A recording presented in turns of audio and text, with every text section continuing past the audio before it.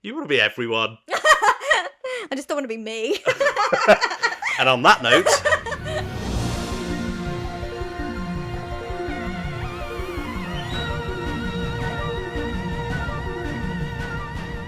Hello, and welcome to the thesayswhopod podcast with Kat and Tip. Hello. Hello. Hello. This is where we talk news, reviews, and all things who. Who? Who? Who? How are who? Hated that. I am absolutely wonderful. Wow. Thank you. That's... The seasonal depression's going. Mm-hmm. Because it's sunny outside. Yes. And I wake up in light. So I'm just feeling real good. Yeah, for context, this is... for any international listeners... We're going into spring. Yes, this is possibly the first day since the start of the year that we've had, like, a substantial amount of sun. Yeah. And it's not rained. No. Like, it's good. Wasn't that a thing, that it's rained every day in the UK for the first 6 weeks of the year? Has it? Yeah, it's rough. Yeah, it's a bit rough out here. However, today's not the case. Yes, and even more excitingly, Yeah. we've got a lovely episode of, well, 2 episodes. It's a double feature. It's a double feature of 2 in Doctor 1? Who. Doctor Who? Doctor Who Doctor to review Yeah, we do. later on the programme. Later, tune in with us later. Yeah. But first up, Do we have some news? we've got actually a few bits of news. How? How on earth have we got news? it's just as well I'm here to keep track of the news and inform you of the latest in the Doctor Who world. I isn't just it? remembered the news. Well, you Great just have to comeback. hear it as though you're hearing it for the first time. Okay. From me. Let me roll out my acting abilities. To be fair, it's not even that. You just need to not speak over me as I'm saying the thing, and you go, "Yeah, this, yeah, I've seen this." Sorry for my excitement. What's the thing for The Office? Where he's like, "Sorry for being fun." Yeah. Like, Maybe you are Jim and I'm Michael. that maybe isn't a bad summation of our characters. Yeah, I have been compared to Jim from The Office a few times actually. Yeah. I'm not mad at it. It's That's- there. It's yeah. definitely there. Yeah. I'll take that. Yeah. Are you ready for? I am literally. Hold on. I'm strapped in. Well, good, because I've got some news. It's time for the news. Can we have the news jingle, please?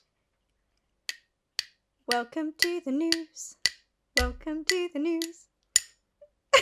That's it. Beautiful. Well, yes. Welcome, as my co-host says, welcome to the news. So we've got timestamps in the description below, should you wish to jump around. But Boing, boing, we've got boing. some news to cover. Go on. So, first up, Yeah. funding not secured for post-2026. Yeah. That's our headline. So the BBC director of drama, Lindsay Salt, spoke to Deadline recently, and there's a quote here. "There are different ways of setting up a show. We just need to make sure we do it in the right way and make sure we take the right time to do it. Ultimately, it's one of the BBC's most treasured brands, so it's not going anywhere." So it's kind of not news, but I think it's interesting that there's still a big question mark over it. And like from their perspective, because I think if they were in talks with people and were sorting things out, they wouldn't say this. They'd just sort No. of be like, "Oh, like we've got things in the pipeline." Like, but I think it's interesting that even at this stage they're going, "We don't know." Yeah, but it's not we don't know. It's just we're still figuring out where we go from here, who we get funding, who we partner with. If Disney was really difficult to work with, they're probably hesitant to go with another streaming service, so don't really want to go down that route maybe. So they're trying to work out other ways of manoeuvring this. Later in that interview, they're talking about some of the other projects that they've got going on. Yeah. One with Michaela Cole, who did I May Destroy You, one with Richard Gadd, who was the Baby he's Reindeer Baby guy. Reindeer. What projects has he got going on? What, with Doctor Who? No, like within the BBC. This is the director of drama. Oh, I was going to say, I was like, in what way is he fitting in it? No, but apparently those projects they've co-partnered with HBO. Well, and we've discussed this, haven't we? HBO. Yeah, and that's the one that she kind of references in a sort of like, like maybe we'll do this. Like we've got a good relationship with HBO. Like yeah. So yeah, they've not ruled out another like co-production with. I think if they were to go with another streaming service, I bet logistically they'll be covering everything so nothing goes wrong again. Yeah, I think it'll be like fine-tooth combing, like relentless back and forth type situation. Yeah, and I think probably just sort of reevaluating what they actually want out of it, because I think for what Russell wanted to do with the show and wanted to make the brand, he wanted it to be Marvel, a Marvel level franchise. Yeah, but I don't think that's a right fit for Doctor Who, really. Yeah, I think it's just not got the appeal. No, I don't think it's got that kind of mainstream appeal. No, it's its own little box. Little blue box, should we say. It's its own thing. I couldn't see it being like a Star Wars. That's what I mean. It's never going to be on the same level as a Marvel or a Star Wars. No. It's better. It's a little, and I think partly because it's British, and like that's very much part of its DNA. The thing is, as well, with Marvel and Star Wars, because they're just churning so much out, it's lost all the heart. It's lost all its richness and its depth, and they're just churning things out. We wouldn't want to do that with Doctor Who anyway. But I think it's interesting because I think the structure of having Doctor Who at the centre and then having little spin-offs and different bits and stuff branching off. Yeah. I think that could work. Yeah, but that's just essentially going back to Russell's first era and doing Sarah Jane and But that's what I think it is. I think the time for Doctor Who being as big enough to be able to do that successfully has passed it by. Yeah. And maybe there'll be another surge of, because it peaks and troughs, and well, I think they're trying to Torchwood with Unit, aren't they? Yeah, I just don't think I don't know, like back in Russell's first era, Doctor Who was like one of, if not the biggest thing on telly. Yeah. Like the Stolen Earth cliffhanger made the news. Yeah. Like, do you know what I mean? There's no. It was kind of a lightning in a bottle thing, and then I think the general sort of consensus and the public perception of it dipped over. And that's not necessarily a reflection of the quality of the show and stuff, but obviously it changes, it evolves, it moves into different places. And even just on the surface, when it's like, oh, I liked David Tennant, like, oh, it's not the same now, I'm not, Yeah.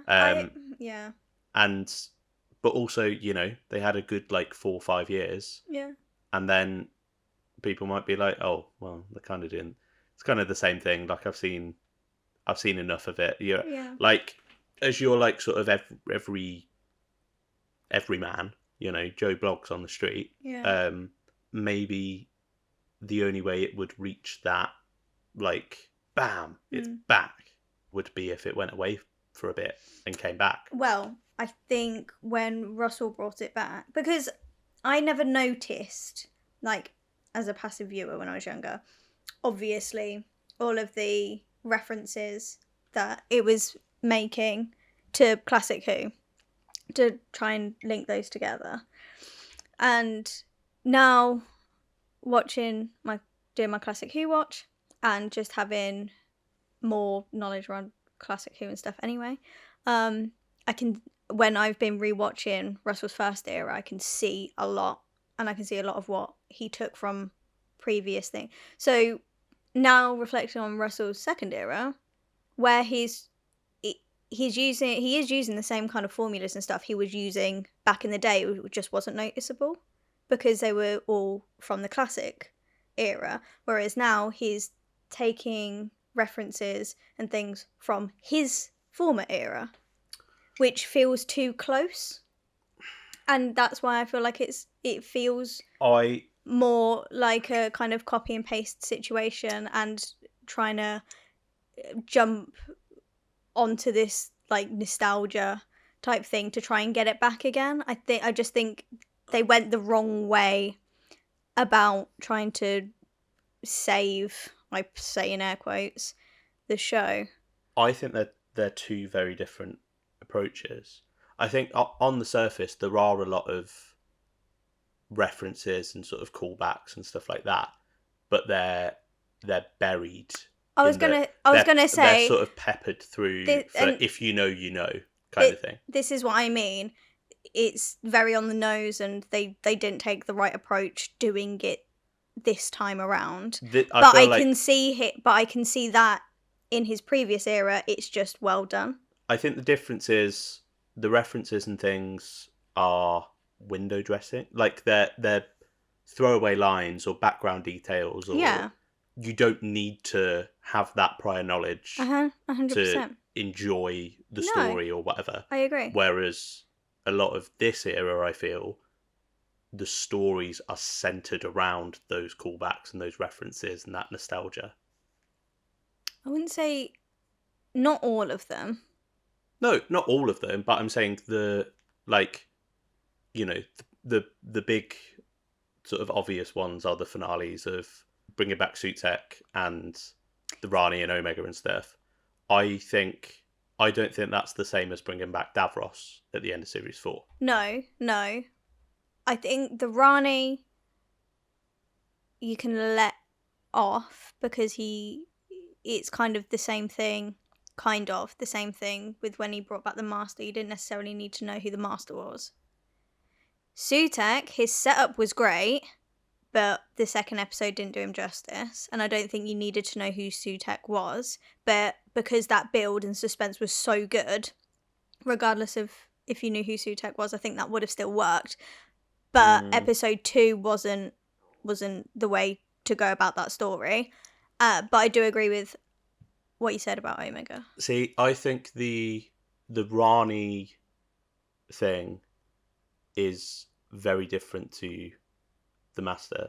I think on the surface, I'm talking surface level here.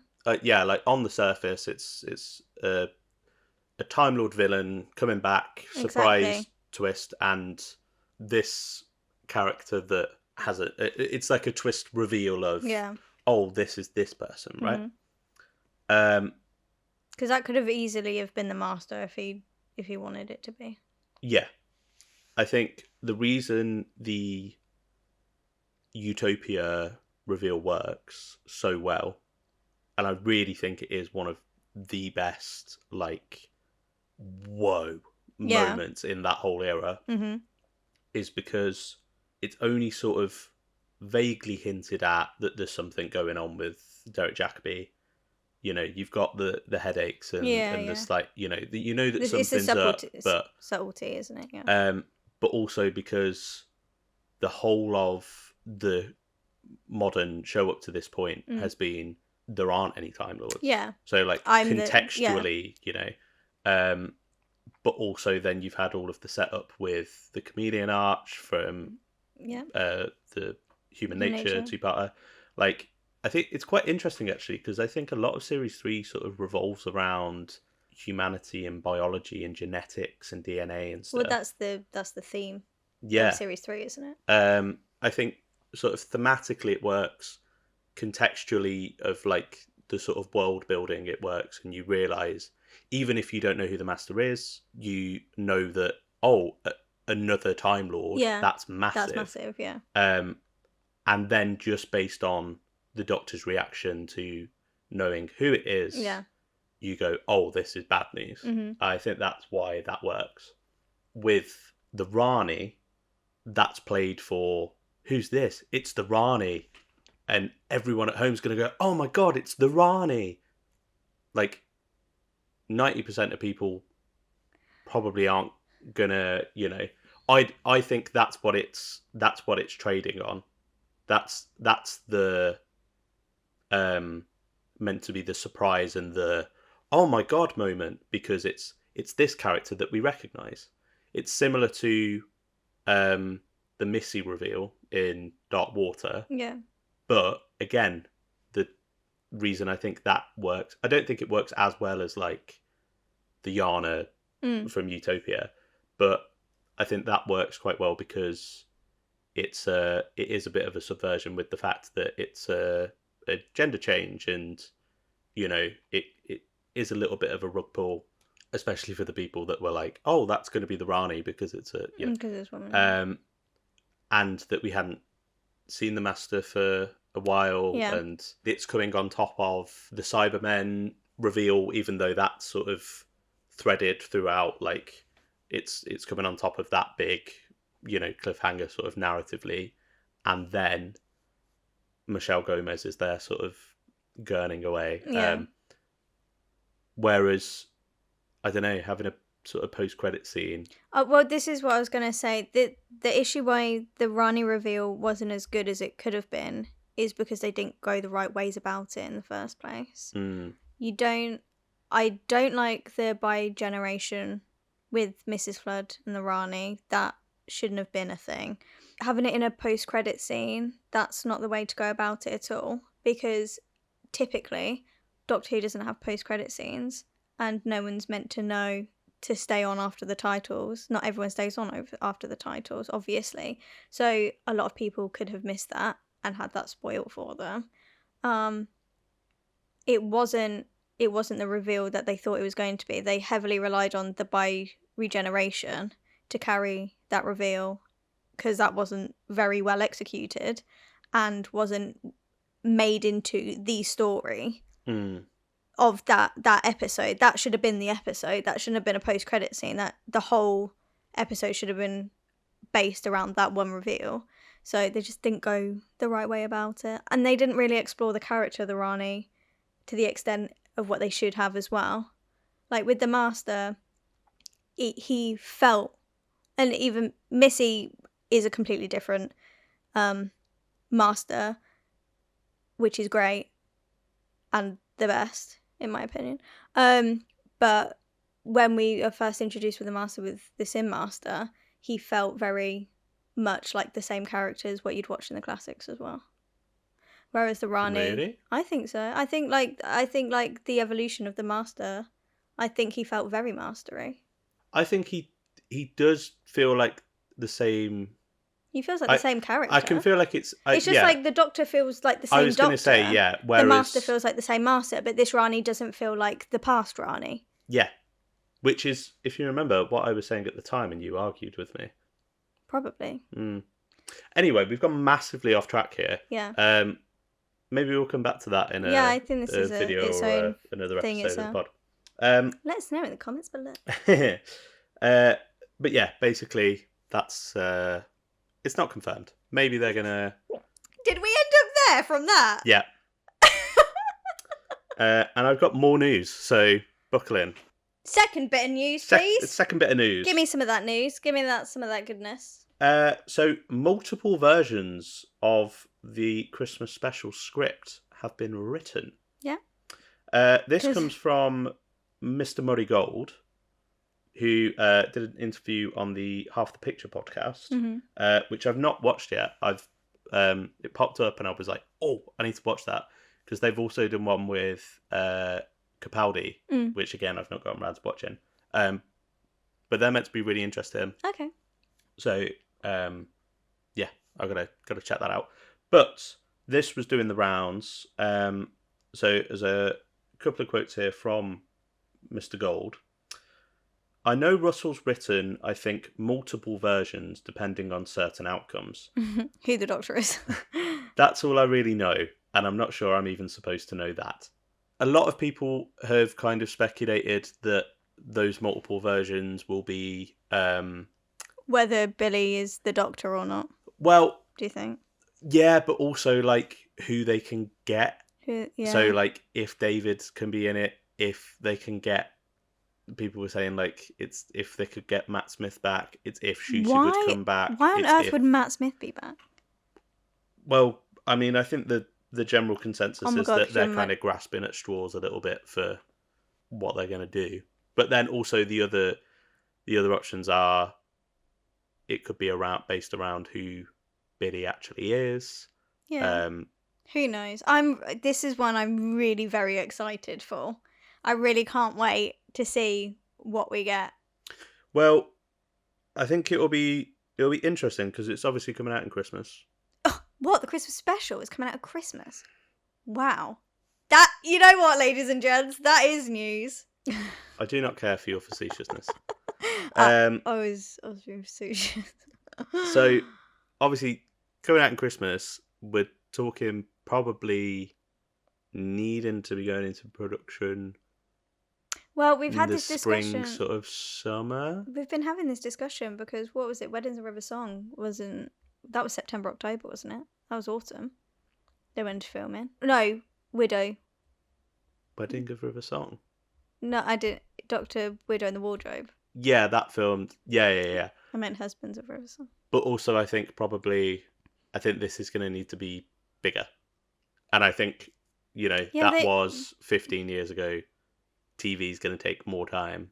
Yeah, but they've got they normally start doing it in July, don't they? Well, if you think how long they'd started filming season 2 a few months before the 60th specials even went out. Yeah, but that was because of Shooty's schedule, wasn't it? And because of Disney. Yeah, but also like that's all under. This is all very different. This is all very different. They're gonna want this to have bigger spectacle and production values, I think. Yeah, of course. They've also got the Doctor that were in the wardrobe. No. I know. I'm just saying that they've got to. Billy's filming, firstly, so they need to do it after she's finished. Well, I've got some notes here. So Billy's currently filming Wednesday season 3. Yeah. And then has another film Meet coming up called Meet. Yeah. Was that? Oh, that was the Instagram. That was the weird Instagram face thing, wasn't it? And everyone's like, "Oh my god, it's every generation!" I was like, "No, it's not. That's definitely me." David Tennant is going to be filming series 3 of Time from March to May this year. Mm-hmm. And Catherine Tate has been announced as starring in Oh Mary on the West End from the end of April to July. Why are we talking about Catherine Tate and David Tennant? What do you mean? I don't think they're going to be in the Christmas special. I don't know. I think it's an option. It's on the cards, maybe. Like, I don't think at this point we can rule anything out. Yeah, I mean, we made a whole podcast on how Billie Piper wasn't going to be the Doctor, and then I was scream crying in the cinema, so yeah, anything can happen, I guess. I don't know. I think if they're going to try and cash in on the nostalgia of having Billy back, I think it would be... There have at least been conversations where they go, okay, so we're going to get David back as well then. That's at least been like... I think that could have been... I think you're going to get the Doctor Who Confidential that we've had before when Russell has been like, it definitely popped into my head at one point, and then I remembered, actually, that is definitely not going to work, and that's not something we're going to do, and I quickly ruled it out. Well, it's not stopped him before. So...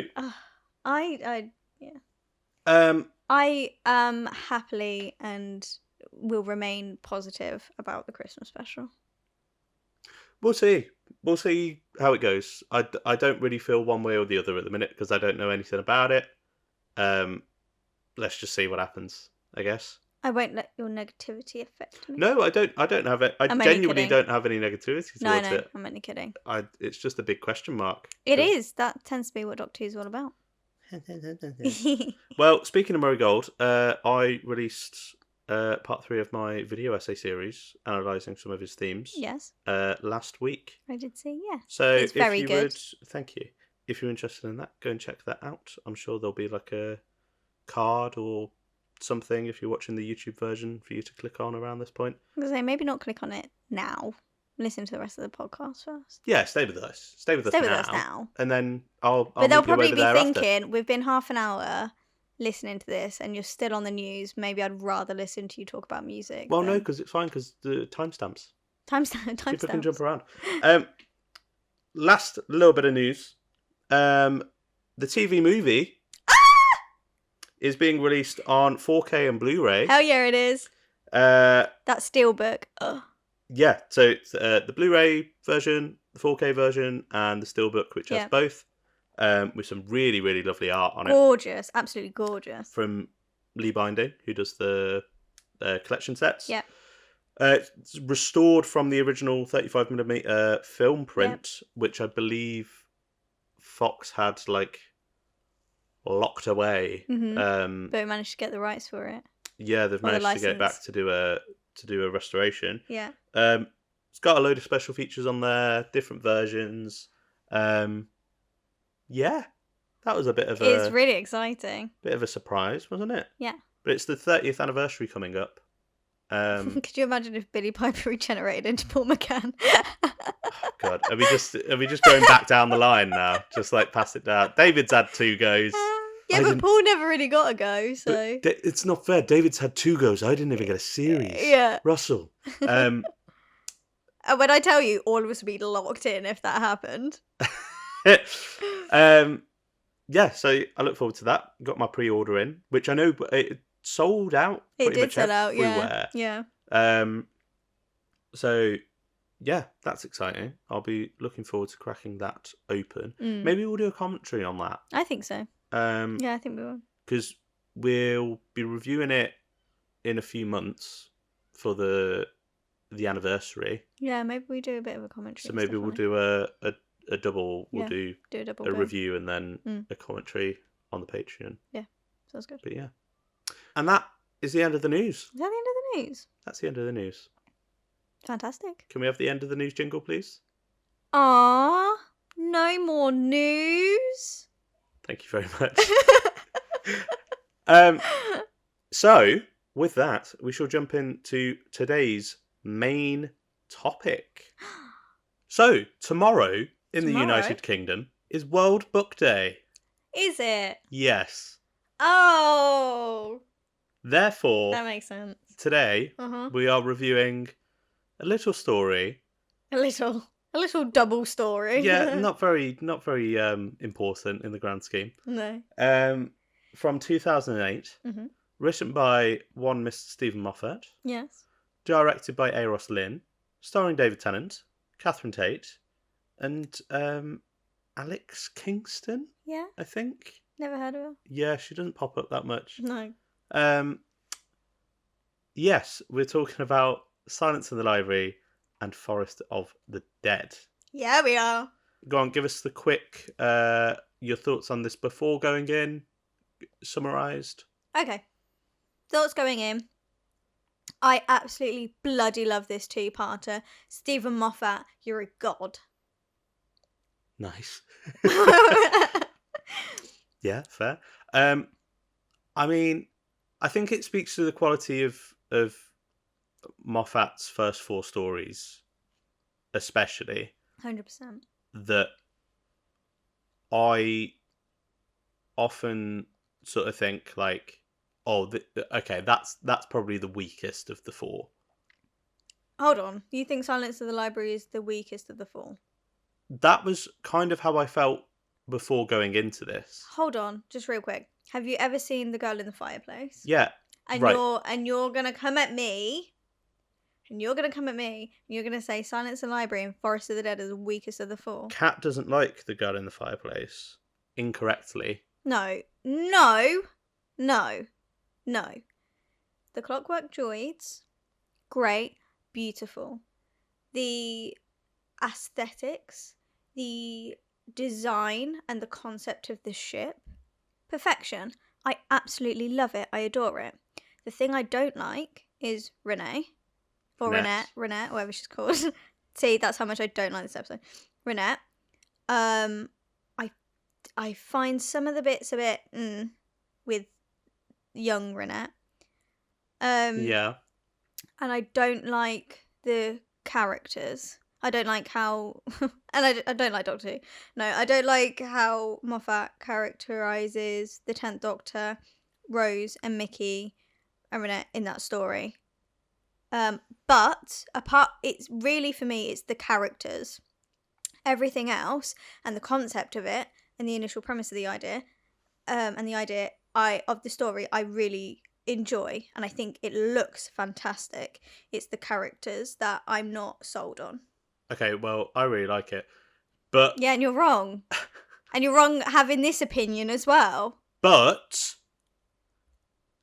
watching this last night, I went, oh, maybe this is my favourite of the four. Like, good.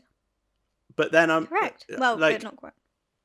This is what I mean. Like, I think they're all so good that they just constantly compete in my head for the top spot. I think I could easily rank his 4.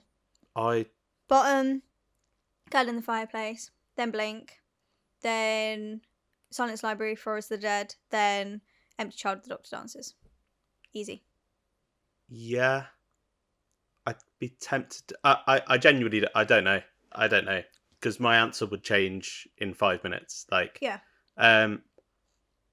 But what a bloody great.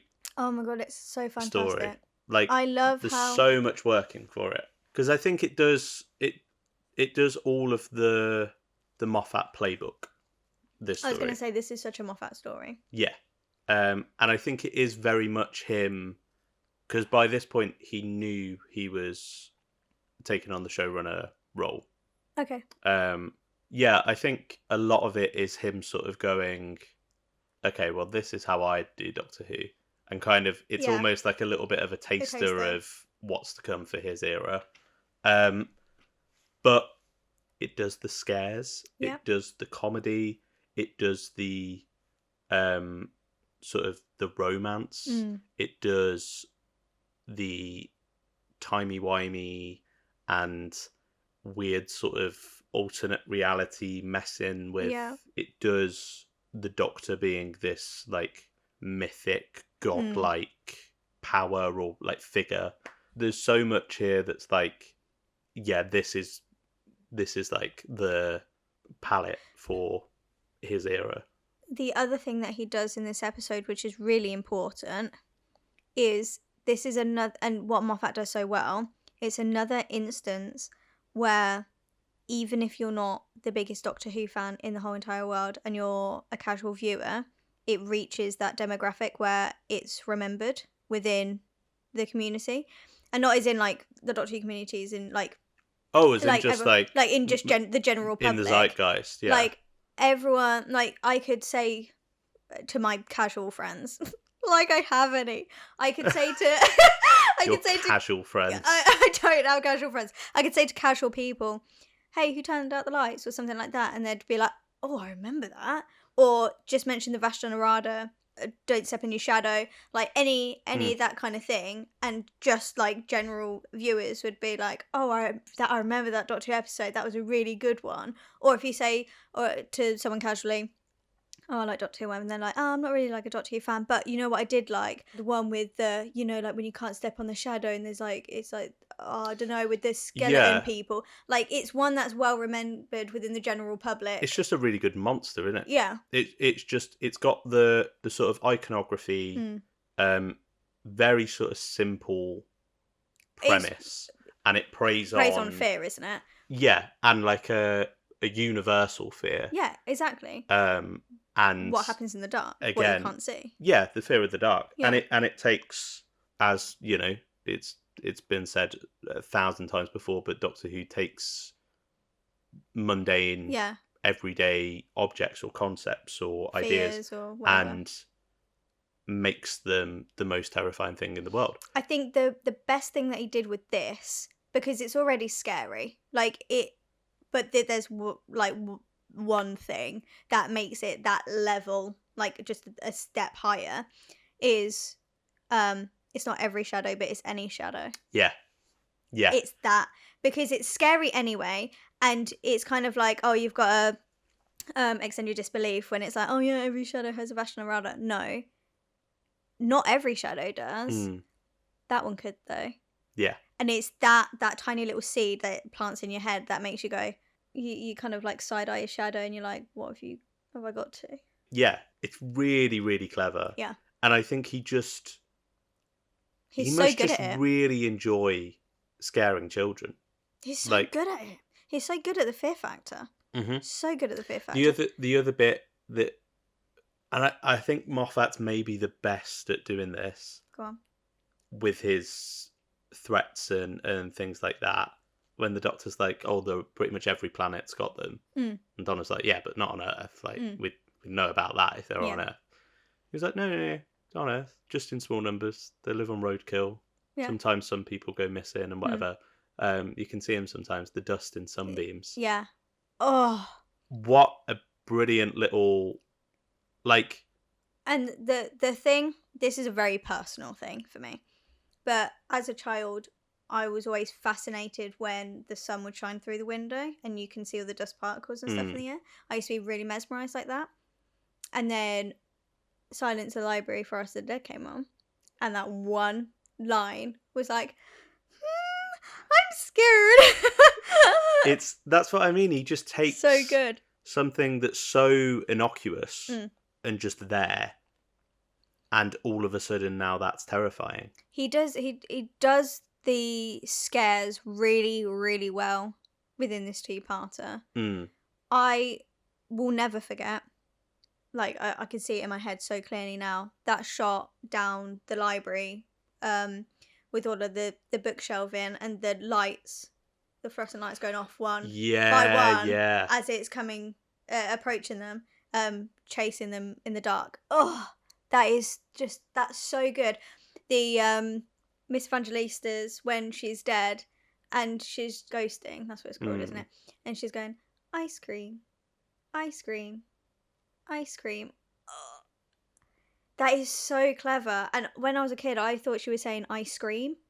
And just that play on like the kind of because she was quite an innocent character, the play on, and I know this is fully just me not being able to hear things, but in little mistakes like that in my brain, here having the innocent ice cream and her kind of her perception, and then it being ice cream as she screams in fear as the Vashta Nerada just completely stripped her whole body of flesh, organs, everything, and she's now just a skeleton in some sort of like astronaut archaeological suit is terrifying.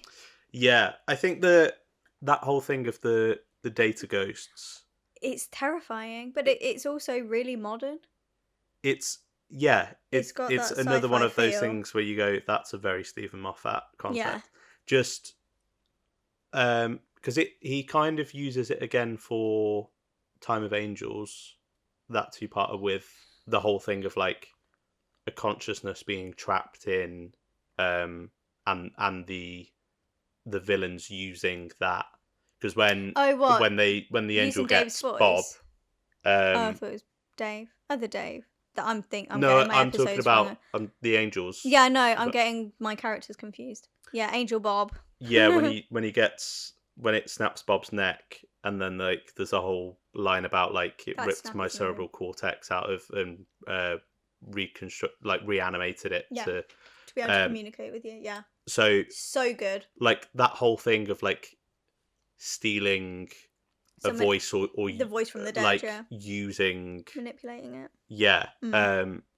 It's a really sort of macabre, like unsettling idea. Yeah. And that scene, I think, where Donna talks to Miss Evangelista, it's really sweet. Catherine Tate plays that so well. Like, I don't think I'd ever appreciated it before, but like she is really, really putting in a shift there with her really performance, because it is heartbreaking, and I think the Doctor's sort of not detachment, but like it's a difficult one because he's obviously very empathetic, but also is kind of like, I know what this is, I've seen it before, whereas it's the Doctor's desensitization, isn't it? Yeah.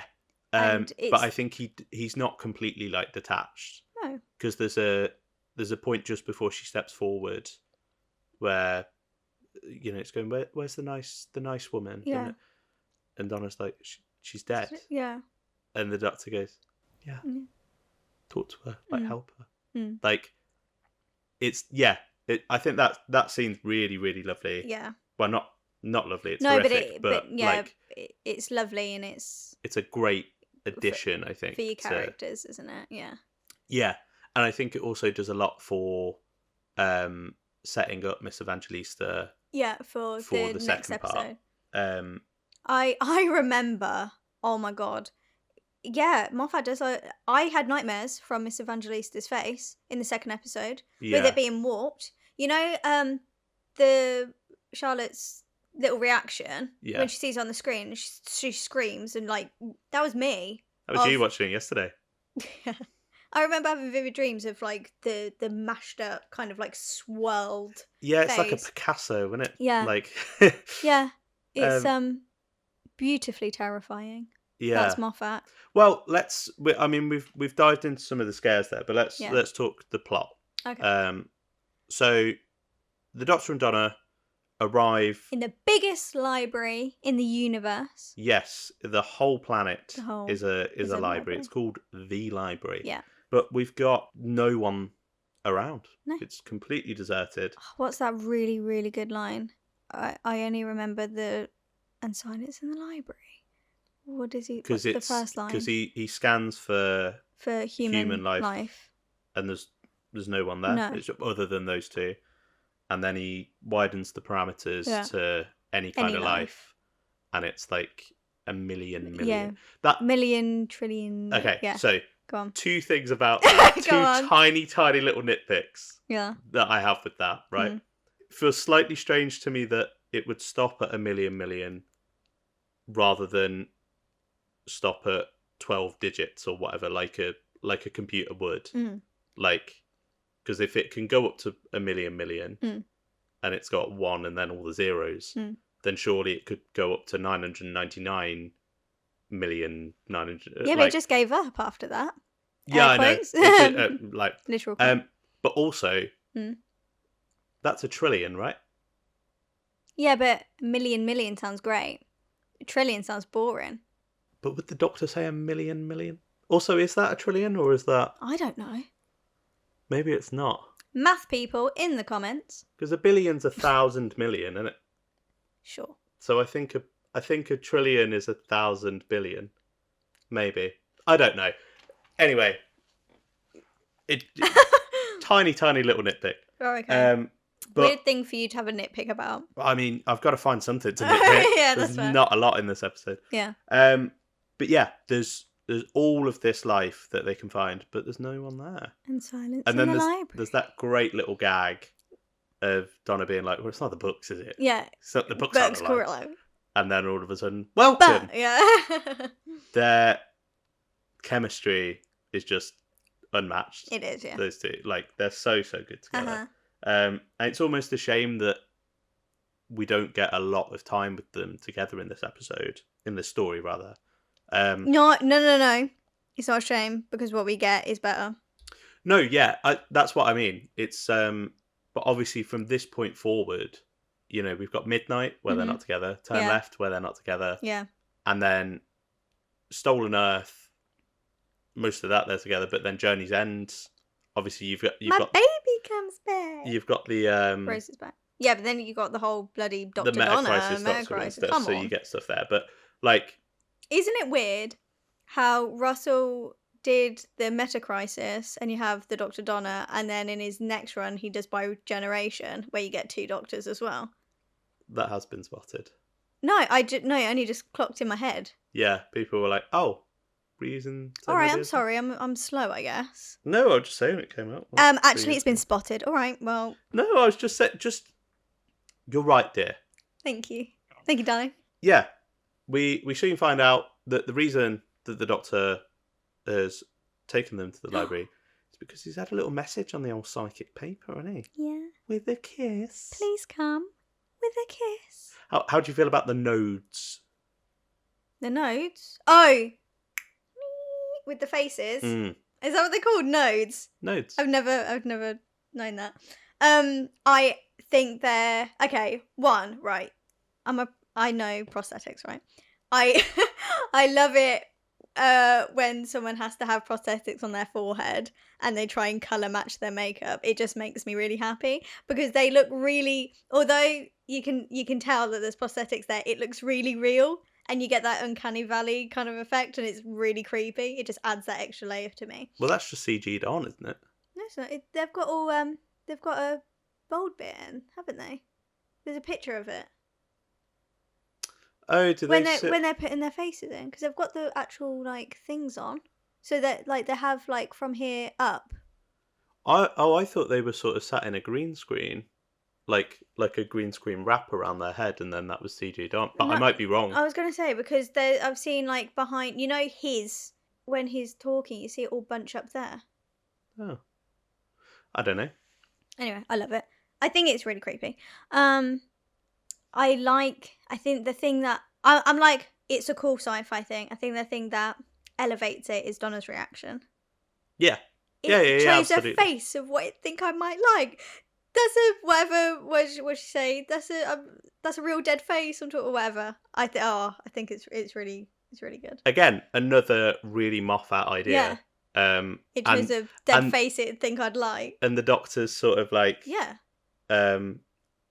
explanation or like justification of it of like it's the 51st century. That's like donate a park bench. Yeah. Like it's You donate your heart, organs, whatever. Donate your face. Yeah. It's a fun little concept, and obviously paves the way for that part of the cliffhanger when Donna's face is on the note. The library. But yeah, I think they're a cool little freaky futuristic library thing. Like you'd expect. I like believe that on an alien library. Yeah, it's interesting because they're quite similar to the Spoonheads, I think, because I think they were based on like sort of African or kind of like totem pole sort of like or like Aboriginal sort of structures, which I think you can kind of see in the shape of it, the design and how like tall they are. Yeah. But I think afterwards he was like, I kind of wish we'd done just like skin, so it didn't look like there could be a person in there. Oh right. So it looked very like slim, and then Yeah. So I think he maybe reuses that for the Spoonheads in Bowser St. John. Yeah. But yeah, a really cool little idea. I could imagine them with little wheels and just being librarians. Just like gliding down the aisles. Just gliding round, turning their heads like, is everything okay, dear? Do you need help finding a book? Going round, like, like if you think of like an American kind of like sitcom or like TV series and it's based in a library and there's like always an old librarian and she's got a trolley for some reason and she's walking around with her trolley and she's like, are you okay, dear? It's that, but without a trolley, and they're just like face statues with wheels. Sure. That's how I think they shouldn't be static. I think they should just be moving about. They're meant to be like little information points, aren't they? I can imagine them just milling about. They're still information bots, and they're like, do you need any information?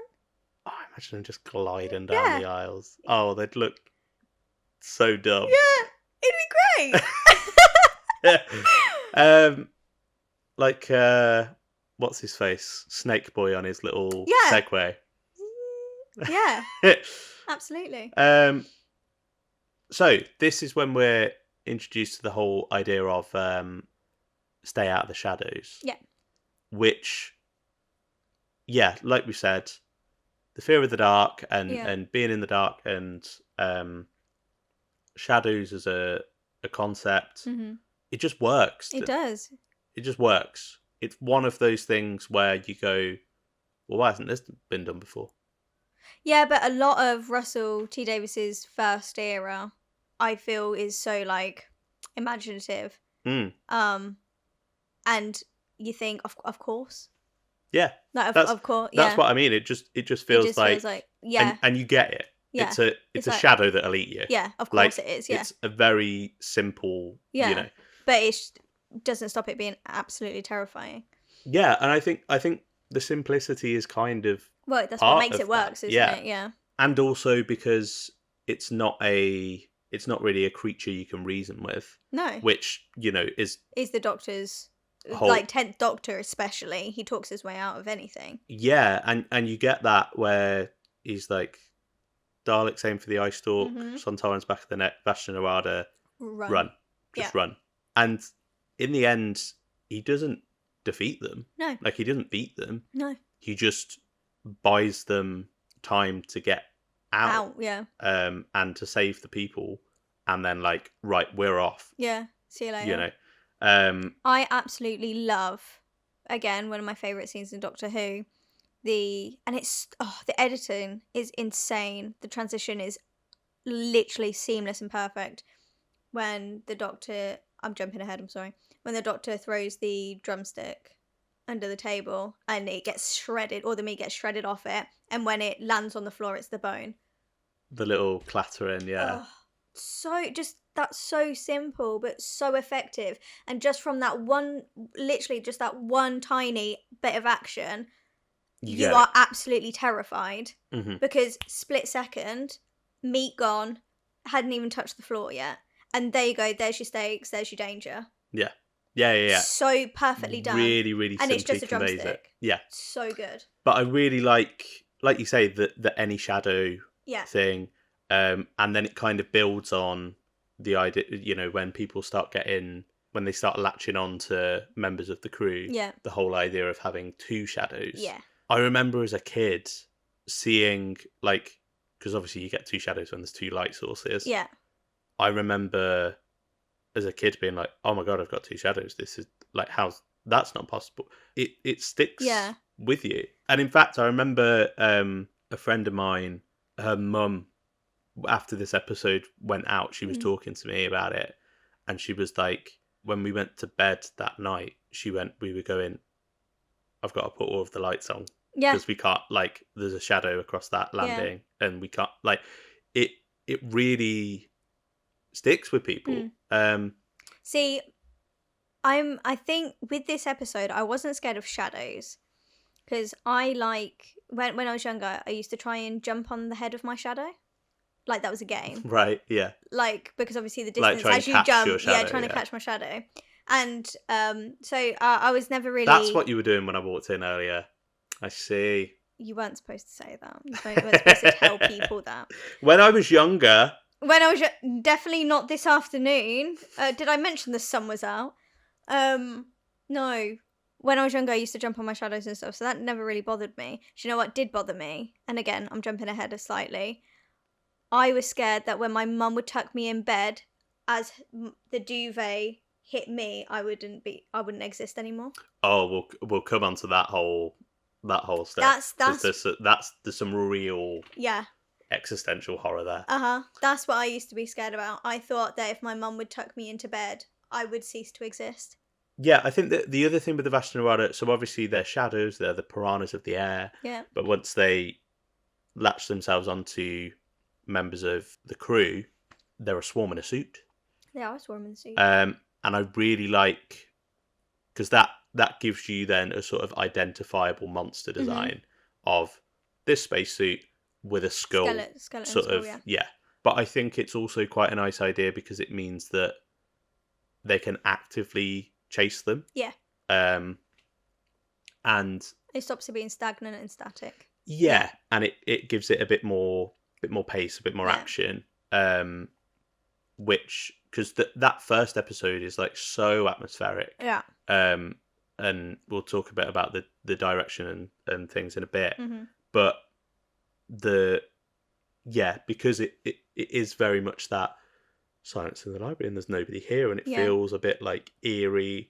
Even just the setting of an old library, I think, is, and again, another one where you go, well, this is Doctor Who, isn't it? And it's then the fact that it's not just a normal library, and it's a weird sci-fi library that's the size of a planet, and but the movement, I think, of the the creature as it's when Oh, it yeah. first gets proper Like Dave, zombie and it's type.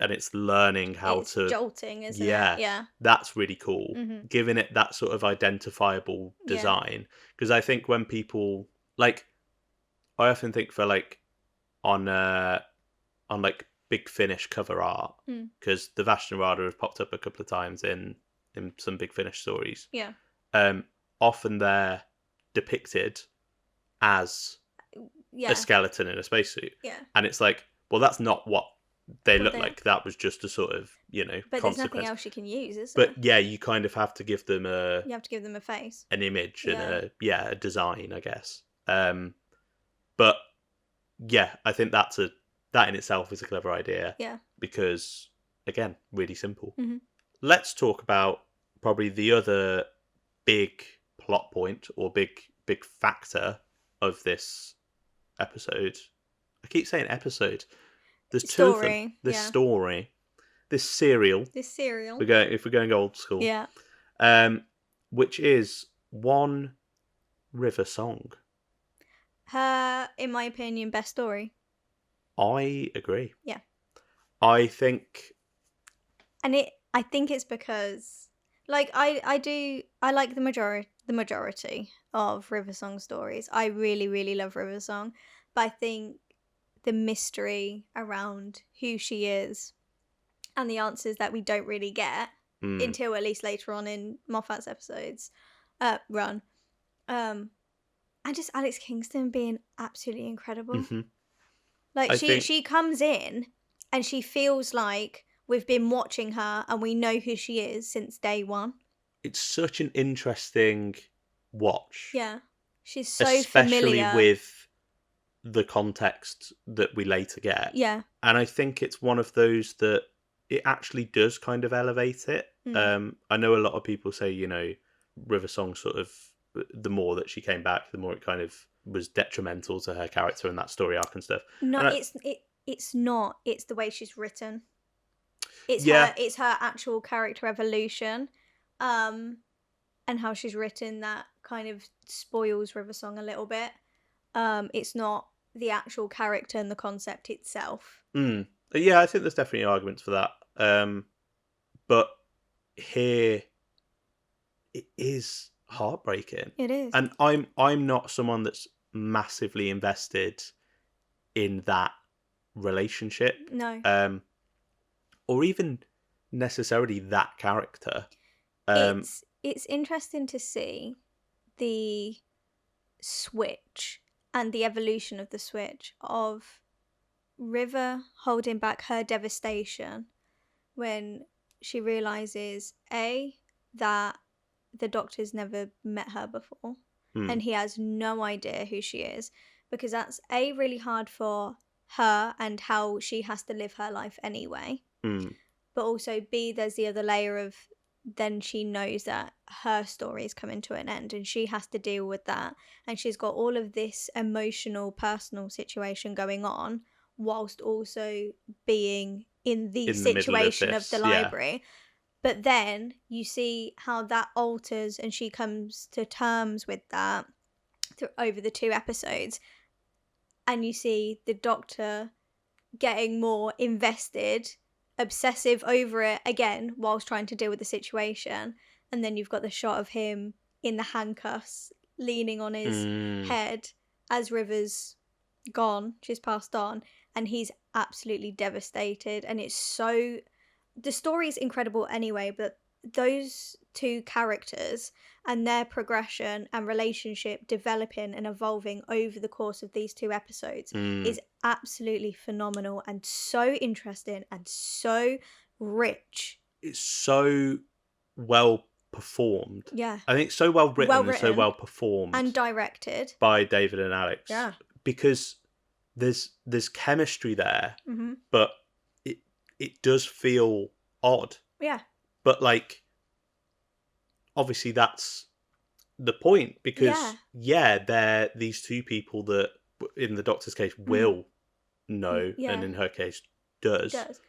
But she performs that so well. There isn't, when you look at the pair, there is in no doubt in anyone's mind that she does not know and has had experiences with him, and he has no idea and no clue. Mm. And it's so interesting to watch. Yeah. I think this story and their story, even if you didn't have what later comes, works so well as just the individual bubble, that even if you didn't go on to watch Moffat's Era, or you didn't go to love River's Arc or whatever, just in isolation, this is such a good sci-fi idea. I think this is the strongest execution of the core idea of River Song and her character and that relationship. Because it is just soul destroying to see that scene of her going through the diary and going, have we done this yet? No, obviously not. Okay, well, okay. And him just sat there like trying to work her out. Oh, you know, the best bit about all of that you're saying, when she gets out her sonic screwdriver. One, David Tennant, how he plays that, perfection. So settled. Like, that could have been really over or underplayed. Perfect. Secondly, River Song's my favourite screwdriver. Interesting. I think, like, because I love 910 screwdriver, obviously there's different colour variation, but River Song's sonic screwdriver, in my mind, is like the sonic screwdriver. One day, I won't be paying £75 for it, but one day it will be on my collection shelf. I do like it. I think it's the most beautiful. I think it's a bit. You've got the grunginess of Tens. I like that meets sci-fi steampunk. I think it's I like the grunginess. I like that it feels like a bit of an evolution of the 10th Doctor one, but I don't know. It feels a bit busy. Like, I don't like. It feels a bit too chunky, and the thing for the finger holder. No, not a fan of that. Yeah, but I think that River Song, when she is depicted in the later era, she is very gadget orientated. She's a character that's always busy doing something up to no good. She's got the gadgets. She's got all of the stuff or the technology. So I feel like this is the perfect Sonic for her. That looks like it's got all the gadgets and the sci-fi mix. And I don't think it's busy. I think it's just practical for her and what she gets up to. Yeah, that's fair. Yeah. From a designer's perspective. No, I'll give you that. I'll give you that. But yeah, I think what's really interesting for the Doctor specifically in this episode and how David plays it, the Doctor's on the back foot. Yeah. Which is very rare for especially this incarnation. Yeah. He's kind of out of his element throughout the whole episode. Yeah. He can't talk his way out of it. He's not in control. The characters who he's trying to save, like River's on the same level ish, like matches his energy and has experience of him and has had runnings with him, so she's kind of, understands how this kind of rhythm works, and he doesn't know her at all, and he doesn't have any of these experiences. Yeah, there's a real like power imbalance of, because he does sort of at the beginning, like his first words to her are "get out." Get out, yeah. Like, and he starts taking control. Right, you lot, off you go. Da da da. He's ripping the contracts up. And I love that bit. Yeah, in unison. Fantastic. But like, it's only after the scene where she's going through the diary and talking to him, and the whole like, tell me you know who I am. Yeah. Who are you? Like, that rips your heart out.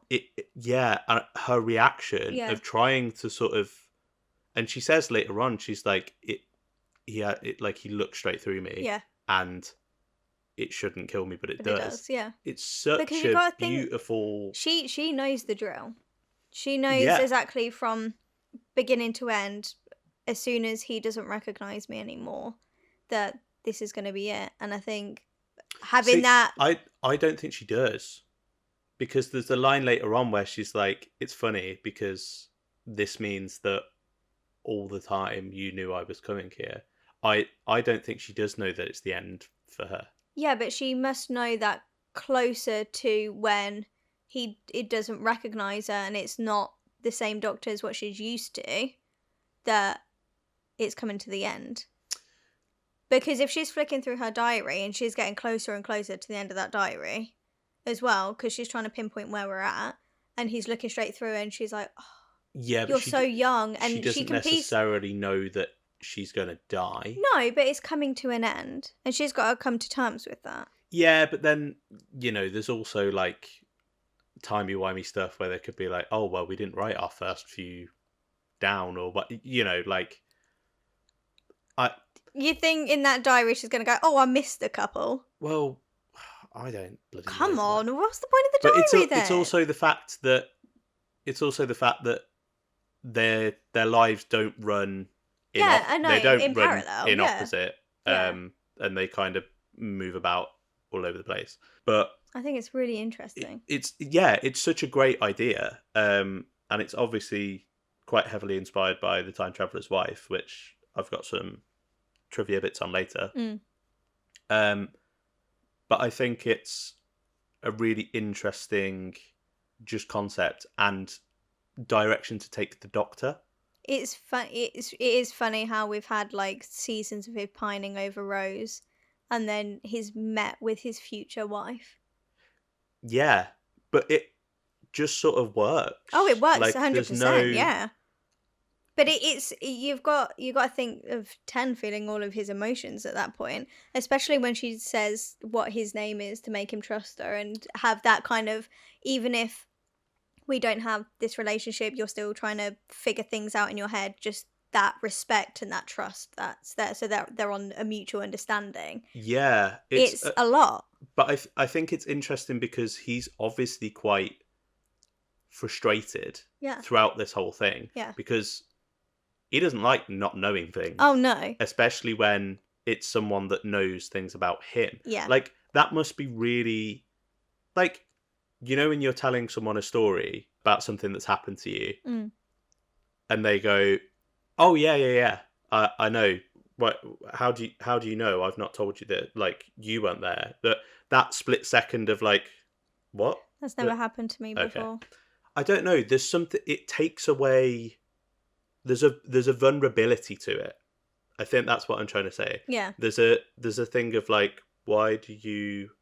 How do you know this? Why do you know things about me? It's being seen. Yeah. And what I imagine is also another layer onto that is she's reading off adventures he hasn't had yet.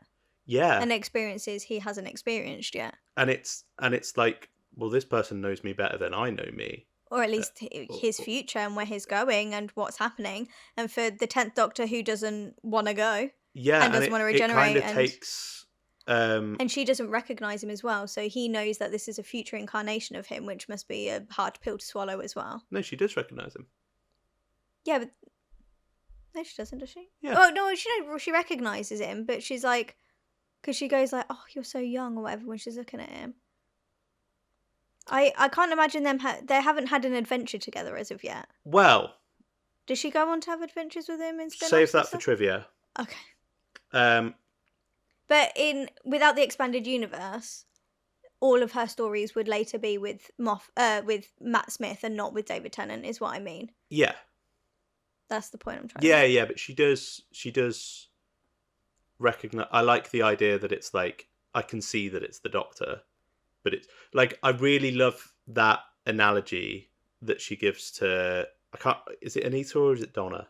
Say it and I'll where she says, when you see a photograph of someone from before you knew them. Yeah. And it's like they're not ready yet. Yeah. Like it's like they're not quite finished. Yeah. That's such a beautiful analogy and way of framing it. I think that's to Donna, isn't it? Oh no! It's Anita when she... Anita no, it's to Anita when she's got her visor, isn't it? Yeah. Yeah. I love that, and them just trying to navigate that dynamic. Well, this is why I really like when she says her name, because that puts to bed some of that, not confrontation, not conflict, but that kind of back and forth where they can work together to figure out how they're going to get out of this. Because she says to him, doesn't she? She's like, you've lost your friend, I understand, and people have died, but you need to stop being so emotional. Yeah. I'm not being emotional. I'm like, and then she just sort of brings him back down to earth. Obviously, at this point, we don't know what she's whispered. It's not till the end that we know that it's his name that she whispered. That's the only thing. I don't mind it in isolation in this story, but that's the one thing that I really dislike about what Moffat does with that. I really, really find it cheesy and grating, the whole doctor's name thing and focusing on the doctor's name. It doesn't matter. It doesn't matter. That is, I'm telling you, the Daleks don't stay awake at night thinking, what the hell is the doctor's name? I can promise you it. But I love how it's David plays that like it is the most earth-shattering thing. Like world exploding. Completely just knocks him for 6. Does she then say, like, are we good or something afterwards? Yeah. Because she's like, I need you to trust me, and I can't wait for that. Yeah. And then she's like, Doctor, are we good? And he's like... He does it like, he can't quite... Yeah. And then it's really interesting, actually, because she then just goes off to do whatever she's doing. Yeah. And for a few seconds... He's still soaking it in, absorbing it there, and processing it, yeah. And then you see him switch back into Doctor, like the performance of the Doctor mode. And it's like, funny thing about my screwdriver is it? And it's like, I can't... Yeah, I can't deal with that right now. That's not happening right now. Like, so, and then just goes back into, such an interesting dynamic. And I think the way that David and Alex play off each other is really, really interesting. I think it's nice that, I think Moffat is great for giving this, but I think it's hats off to Alex, where River feels like a fully realised character that feels like I said earlier, like we've known her since day one. If there wasn't a fully finished character and there was still niggles and she hadn't found her feet and things like that, that could have been really detrimental to the episode. But the fact that she feels like a constant throughout from series 1. She just feels like a 3-dimensional character. But she walks on fully formed. Yeah, but she feels like she's been there. Yeah, she feels like she has existed forever before her first scene. Mm-hmm. It's really weird how she feels like the episodes we haven't watched yet. Do you know what I mean? Which I think is obviously retroactive from both Stephen and Alex sort of going, okay, well, how would she get to that point? That's what I mean, also, like, hats off to them. Also, when filming this, Alex Kingston had no idea that she was coming back. No. So she just plays it with such a maturity, like... Yeah. I just, like, so evolved and so fully fleshed out and, you know... And she has so much fun. And you can tell. Yeah, but I think there's also the more flamboyance is sort of toned down. Yeah. Which I guess makes sense that she might sort of tone that down as she gets older, sort of like retroactively or whatever. But I prefer this her maturer characterization, the slightly more mature, this like mercurial kind of element about it. And I think part of that is the mystery and the sort of how enigmatic she is. But like there's this real like twinkle in her eye. Yeah. It's so captivating. Yeah. Like you are immediately drawn in. Yeah. I love that and their final scene together. Heartbreaking. Is because it's only at that point that he's like I have no idea who you are and what you mean to me, but I now trust that you are important to me. Yeah. Because I think obviously part of it is he doesn't like the classic. The Doctor doesn't want people to die, and he wants to be able to save people, and doesn't want to watch someone that he likes and knows, and you know. Yeah. But knowing you are going to be someone that is really important to me, even if I don't feel it yet, I know I'm going to look back on this moment and like there's so there's so many layers to Yeah. that, and I really feel his like desperation, like the reach in for the and that Yeah. shot of the shadow, Yeah. which in itself is Mhm. really nicely done, Yeah. but the shadow just sort of cast over the diary and the screwdriver. Yeah. It's such a heartbreaking I cry little. every time I cry. I For, do. for me, the thing that gets me choked is that first scene of the "Tell Me You Know Who I Am." Yeah. That I get a real lump in my throat. Wow, you feel emotion. Yeah, I know. No, and just so that I don't sound like a bitch, he doesn't feel things during episodes and he doesn't get emotional and he doesn't. Okay, no, that's a lie. You do feel things, but you're not someone to get overly emotional and cry and things. I, You're not. We've um, literally had conversations about this before. it's rare that I will have a physical reaction. Thank you. To sadness. Yeah. But yeah, no, I got a bit of a lump in my throat. So that's how you know that you did good. Yeah. But yeah, what a beautifully just crafted Yeah. relationship and dynamic. And that's my favourite kind of sci-fi. Yeah. Taking a sci-fi or fantasy idea and these sort of wild concepts and then applying them In to real life situations. human characters. Yeah. Or obviously in this case not human, but you know what Yeah. I mean. And exploring something about the human condition or That's what Doctor Who does best, isn't it? Yeah, it's the heart Yeah. at the center of these ideas, you Yeah. know, because you can go, oh, it's two people that meet out of order and because of time travel, oh, that's cool. Yeah, but this is so much more than that. And then It's you rich. go, Yeah. no, this is deeply, deeply tragic. Yeah. And beautiful. Yeah. Just it's great. It is really, really great. Mm-hmm. I'm sure there'll be people that since seeing the Matt Smith era and whatever and have a dislike of River Song, but I don't think you can deny, regardless of even if you're someone that's like, no, I don't like the Doctor being romantically involved with people. I'm not like really hot on that particularly either. Like I can kind of take or leave it, but I don't think you can deny that this isn't just. Like I said, it's a story in isolation. It's just wonderful. That's what I mean. Yeah. Yeah. Even if you don't like where the character goes and you know how intrinsic she becomes to Ignore the 11th Doctor era and whatever. Yeah. Just this story. Yeah. With what they do. Yeah. And I really love the whole thing of like, to look at them, it feels a bit wrong.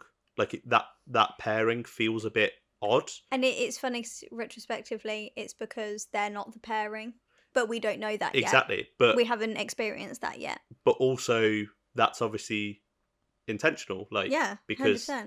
that's what she's feeling. Yeah, and but it's funny because obviously this is all just also circumstantial because we, or at least I feel like 10th Doctor, although like I see Ten and Donna as like the pairing. Romantically, it's Ten and Rose, so seeing him with his wife after Rose not being there feels really wrong because you're like, no, he loves Rose. Like that's a thing. And then she's not supposed to love the 10th Doctor because she loves the 11th Doctor because that's their pairing. But actually, I do prefer them more with 12 because that feels like a more honest and. But it's the same. But same man. But they're all the same person. Yeah. And it's just that's just how it is, isn't it? Yeah. It's just the way it is. It's such a great idea, and I think love it's Doctor Who. so well executed here. Yeah. Maybe I'm going to say this and then run away. I think this story specifically, the best love story in the show. I think this trumps your Thasmins, your Amy and Rory's, your Doctor and Rose, your Madame de Pompadour.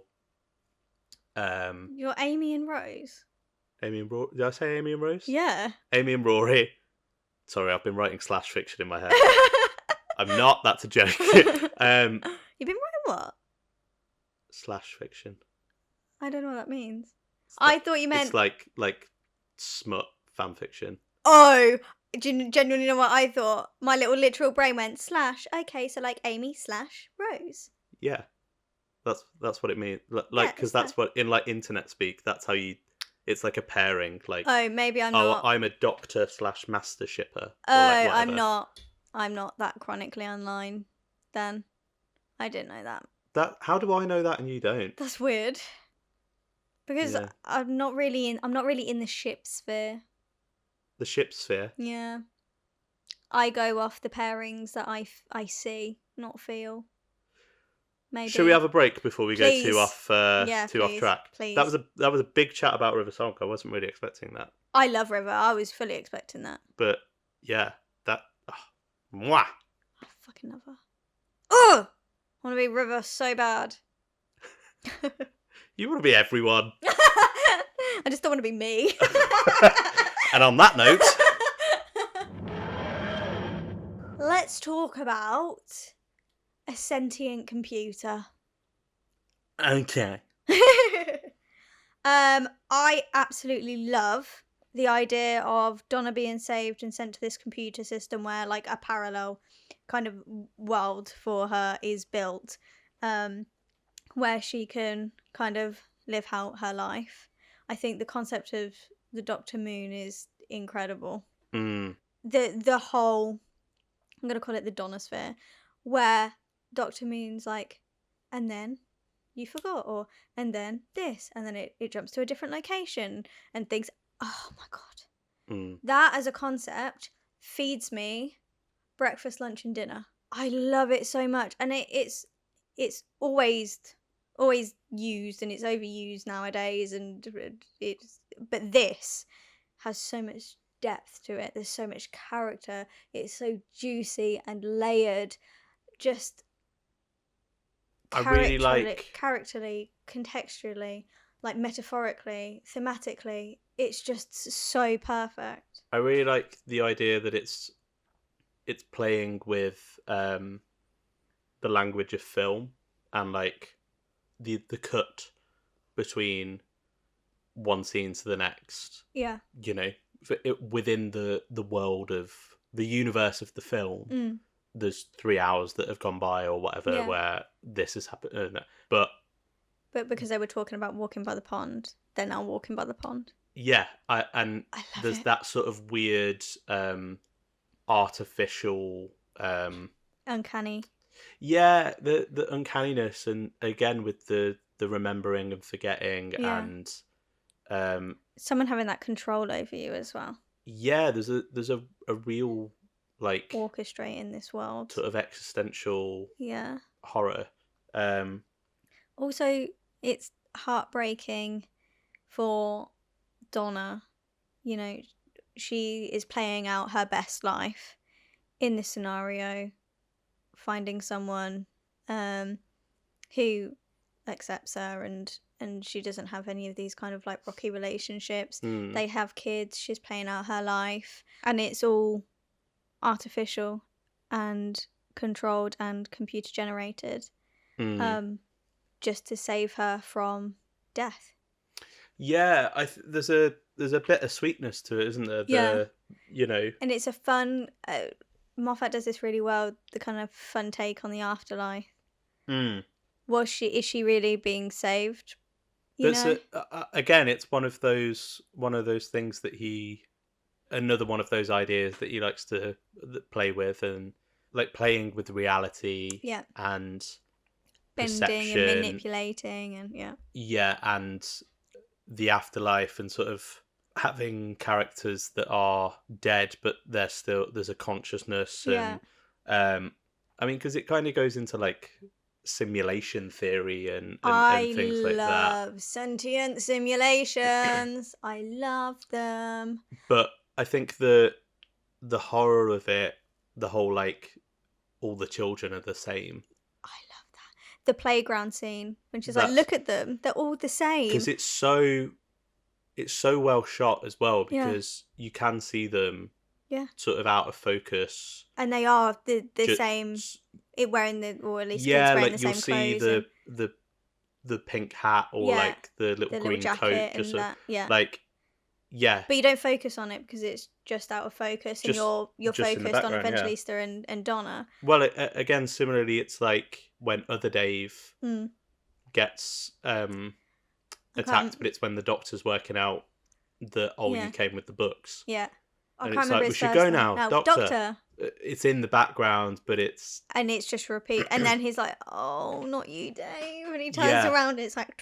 And then Oh. similarly, you said that there are 5 people still alive, so why they're 6? 6. Oh, like, yeah. And it's so just good. in the background, and it's like really nicely framed by Yeah. Ariston, and like in the sound design and stuff. Again, it's a Moffat trope. It's the tape recorder from Yeah.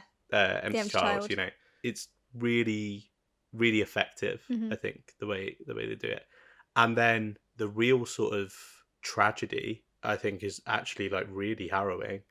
Is, as you were saying earlier, when her kids disappear. Oh, that scene has stuck with me. When she's tucking them in and they're like, sometimes it feels like we're not here. Mm. You know, and then she's like, Mummy promises to never blink again. Blinks, and then she goes to tuck the kid in and she just falls onto the bed and onto the mattress. And Catherine Tate's performance there when they've like gone, and she's wailing no and jumping from bed to bed. Mm. Oh my god, it's so good. Just that whole world that Moffat creates. Just even like, I love the dialogue as well, because I love it when something uncanny is happening, when you know that this is the wrong reality, when nothing exists, but the characters are so involved in this world, and they know in their body that something's not right, but they can't quite comprehend it because their sensation isn't meeting the logic of their brain within this scenario. Because she feels it when she's talking to Dr. Moon, and she kind of shakes it off because it's out of comprehension. I love it when things like that happen within like a simulated world. It's the denial, isn't it? Yeah. Because the alternative is her children don't exist. They don't exist, and they're not life real. that she's made for herself. Yeah. Like, again, one of the great bits in that is when she's starting to sort of see, and then the whole like, what? So this isn't my real body. I've been dieting.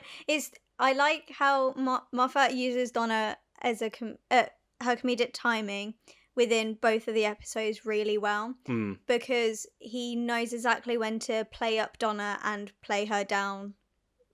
Yeah. You get it with River when she's like, do you know him or don't you? And he's like, Donna, with the please come with a kiss. And then obviously with the I've been dieting and stuff like that, he knows how to, we've had some like, not heavy, but some serious drama and character build here. We need some relief. Donna comes in. Yeah. Perfection. But also, you know, she gets her fair share of like dramatic, emotional moments. Oh, 100%. I just mean he knows how to use Donna well for that relief. Yeah. But Catherine Tate's performance throughout the whole serial is incredible. Yeah. Really good. It's really interesting. I can't remember if it was on a podcast or an interview. I think it was the David Tennant Does podcast. I think it was with Catherine Tate. And it's really fun hearing her, not fun, but it's really interesting hearing her story, because she got a lot of rejections because of her, I'm going to say like normal dramatic acting. And she was seen more as someone who's very good at comedy and writing comedy and things like that. Yeah. And I think it was her, I'm trying to retain this from memory, so it might not be 100% accurate, but I know she went into drama school, and she got rejected purely for her like dramatic work, and then she found her way through comedy. You would not expect that from her role within Doctor Who. I think she's absolutely phenomenal actor and also comedy actress also. Oh, completely. Yeah. It was, I remember, because I only listened to that not that long ago, only like a couple of years ago, so Donna's been and gone since, and I remember listening to that and thinking, how on earth did you get rejected? How have you had so many rejections? Because you're absolutely phenomenal. And she is known really for all of her comedy stuff, but she is so much more than the Catherine Tate Yeah. show. No, You know? absolutely. Absolutely phenomenal. And I think that's what she really gets to flex. Yeah, in all of this. her Yeah, skills, 100%. she's great. Yeah. How do you feel about the ending of the Doctor saving River? I like it. Because she's not saved. Again, it's that playing with she's not saved. She still died. And it's a very 10th Doctor thing to do to try and survive her. Great grammar, great sentence. To try and save her. Yeah. And I like the concept of Cal anyway. And I really like that everyone who was absolutely demolished, devoured by the Vashta was saved onto this computer system, so at least they can live out some of their life. Yeah, I like it. I don't think it takes anything away. No, I think it's a nice. There's a triumph to it, because I think it's quite a bleak sort of ending without it, really, isn't it? You know. I think for a Doctor Who story, it would have been too heavy and too over the line to maybe kill her off. Oh no, I don't think it's too heavy. I think saving her and kind of doing the full circle thing with Cal pitches the story perfectly. I don't think it would. Yeah, I can't see the story being better having River be gone in that moment. I think it's a good. I'm torn. I think it's a really great moment for the Doctor's character. That refusal, that sort of. It kind of ties into the kind of godliness of what he's depicted in this episode, anyway. Exactly, yeah. And it does ground everything as well, because it's River that says to him, isn't it? I know the Doctor when he opened the TARDIS doors with a click of his fingers, whatever, and he's like, you can't do that. Yeah. And then at the end he does it and the doors open, and that kind of grounds and further kind of processes that relationship in his head. And that shot of him, just how it's lit, how it's shot, of him clicking his fingers and opening the TARDIS doors, feels so powerful.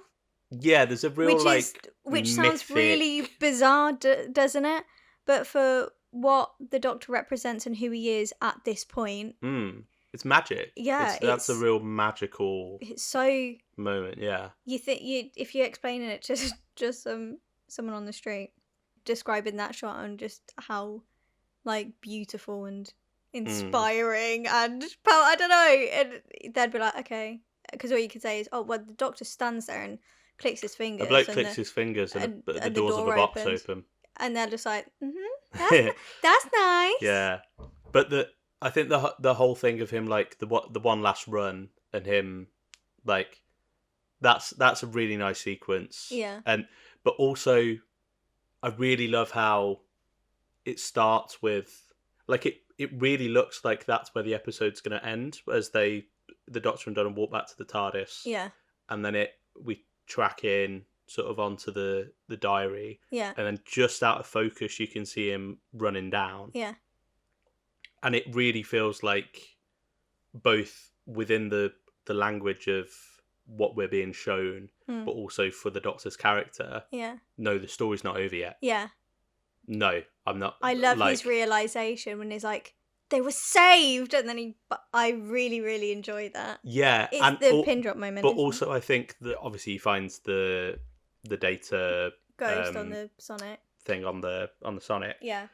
And when Donna says, "What have you done?" Yeah. And he goes, "Saved her." Yeah. And it's not, I've given myself the ability to save her and make sure she's safe. Yeah. It's the literal, I have saved her. Yeah. Here. Yeah. And now, so yeah, I think it gets away with River not being actually dead, because I really like the sort of poetic tragedy of the first time he meets her, she dies. Yeah. Which obviously is still true. I was going to say, it's still completely true, because it's only her consciousness, isn't it? Yeah. In a simulated world, she's still dead, but at least she's... I think I go back and forth. It's like a heaven kind of Yeah, thing, isn't it? it's an It's an afterlife, isn't it? afterlife, whatever you But I believe think I in. go back and forth between like, does it slightly undermine the I think if he brought her physical body back, then yes. But the fact that she is dead and there is no physical River Song, yeah living, yeah breathing, she's dead, and isn't and she? also this is what I'm saying. Like I really like that as a beat for the Doctor's character. Like Yeah. that feels really 10. fitting. Yeah. Yeah. I mean, speaking of the direction, just really really stylishly shot this Yeah. one. Eros Lynn coming in, who's like a mainstay at this point. Really slow sort of tracking shots at the start of really builds this With the atmosphere. music. Oh, like the score is beautiful in this. Yeah, the score. I think this is one of Murray's best scores, actually. Yeah. I think that just that little bass guitar leitmotif of I always think of it specific. It pops up a few times, but I specifically think of it for this moment. Almost every species has an irrational fear of the dark, but they're wrong because it's not irrational. It's Fashton Errata. Yeah. Boom, boom, boom. Oh yeah. And you get the like Yeah. like the sort of drone Yeah. bit. I also love the music for the cliffhanger. Boom diddle diddle diddle diddle diddle diddle diddle. Yeah. Ah, Rising stakes, baby. so good. And that cliffhanger in general, because you got Noble has left the library. Oh, Donna's dead. Noble has Oh, been saved. now we're surrounded by shadows. There's no light. Yeah. Oh, Dave's Vashtarada suit's coming towards. Like it's a really cool. A lot is happening. But I think this story has like a lot happening generally. I was gonna say it's really funny how many plates are being spun, but it never feels busy. Yeah. It never feels like Power of the Doctor. Exactly, it doesn't feel overstuffed. Yeah, it feels like because everyone else has got their own individual thing going on, and they're all kind of unraveling at the same time. So it kind of feels like one story, but so much is going on. And you never really feel like, oh, that was a cool concept, but we only had 2 seconds of it. Yeah, it feels like, not that you've like exhausted everything that you could do with it, but it feels satisfyingly neat and tidy in a box, isn't it? Yeah. But the direction, some really nice shots in here. But the one thing visually that stood out to me with this, the lighting. Mm-hmm. Like the colours in this are beautiful. I think this is one of my favourite sets / set dressing / location filming. In like one of the top ones where I'm like, absolutely hats off to them. The world building in this story is absolutely incredible. There's nothing that I can fault with it. There's no continuity issues. There's nothing where I'm like, well, that doesn't fit. Everything fits together like a jigsaw puzzle perfectly. For me, it's just the colours, like how rich those. Because you sort of start with you have the very the sky and. Well, no, I was going to say like in the sort of foyer bit, you've got the sort of your standards, your sort of pastel-y browns and whites and stuff. But even like on the stairwell, like that's really like saturated and pops, and obviously you've got the Doctor's blue suit, Donna's in the sort of purple like top, like so in the one room you've got those like really rich like blues, which I don't know, it just really pops on screen. And then later on you've got the red, but you've also got the green light in the corridor, like where the bookshelves are. And then later on in one of the other rooms you've got the yellow. Like it's these really, which I don't think you really see in this era. No. Like just these really bold, saturated, like primary colours. But if you think of it's really clever because when you think of this at its core, it's a child's mind. This is all within Charlotte, Well, the Abigail's library, locks. Yeah, it's her library. it was made for her, wasn't it? This is her library. Oh, it was built for. It was built for her. Yeah, So yeah, like yeah. this is at the core of it. This is Charlotte Abigail Lux's library, isn't it? So Yeah, I guess, you yeah. have all of this, like these bright colors and that kind of thing, because Yeah, you're that's playing nice. with the like a child's mind, isn't it? Mm. So Oh yeah, that's cool. everything is so, and this is what I love about Moffat and what we see from him later on in his own era. Everything is so considered. Yeah. And I really love it when there's a really like high concept sci-fi Doctor Who episode. Everything is layered, everything's considered, the themes are on there, conceptually it's rich. Like, Well, I love it. I think the other thing from the production designers and the director and DOP is I imagine a lot of the stuff was filmed in the same room. Yeah. So how do we make this look like a different room? Yeah. Move some desks around, make it red instead of blue. Like, but it really works. Yeah. Yeah, gorgeous looking episode. Yeah. Gorgeous. I think the mix of the sort of futuristic with the traditional. Well, it's just so imaginative, isn't it? You do have this like traditional looking like library, and you have all of these books with so many different stories, and everything is kind of like childlike wonder, like we were saying, like at its core it's for a child, isn't it? So there's just so much there to consume. I just think it's gorgeous. Well, to wrap up, pretty good story, isn't it? Oh yeah, it's a brilliant story. I believe that we've got some tasty trivia on our hands today. We do indeed. Do we? We do. It's in the trivia section. Brilliant, which we have every single week. We have that every single week, and we have a title for it. But before we have the title, can we please have the jingle for the trivia section? The jingle for the trivia section. You absolutely can have the jingle for the trivia section. Mm-hmm. It's we're gonna have some trivia. Sure. Okay. The trivia section, which is called every single week. It's called every single week. Is that what it's called? Every single week. It's called Trivin with a bit of salad. What? Trivin with a bit of salad. What? Where? What? It's River's lunch. I don't want to do this anymore. What? Oh, that's bad. What?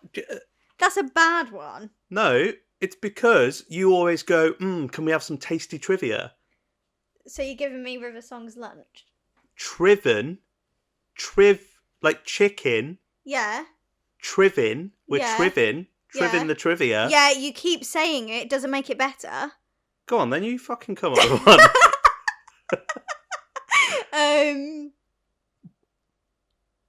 We should go. Trivia.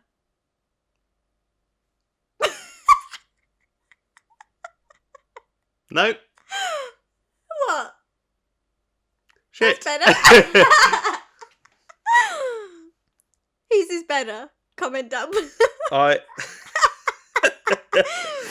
don't want to give you my trivia anymore. No, I don't actually. I can feel that energy coming off of Yeah, you. I don't want to give you any trivia. I don't need to know things. Right, I'll have another go. Cry for help with a triv. That's better. All right, we'll go with that. No, you can't cut out the former. No, I know I can't because I need to include your one.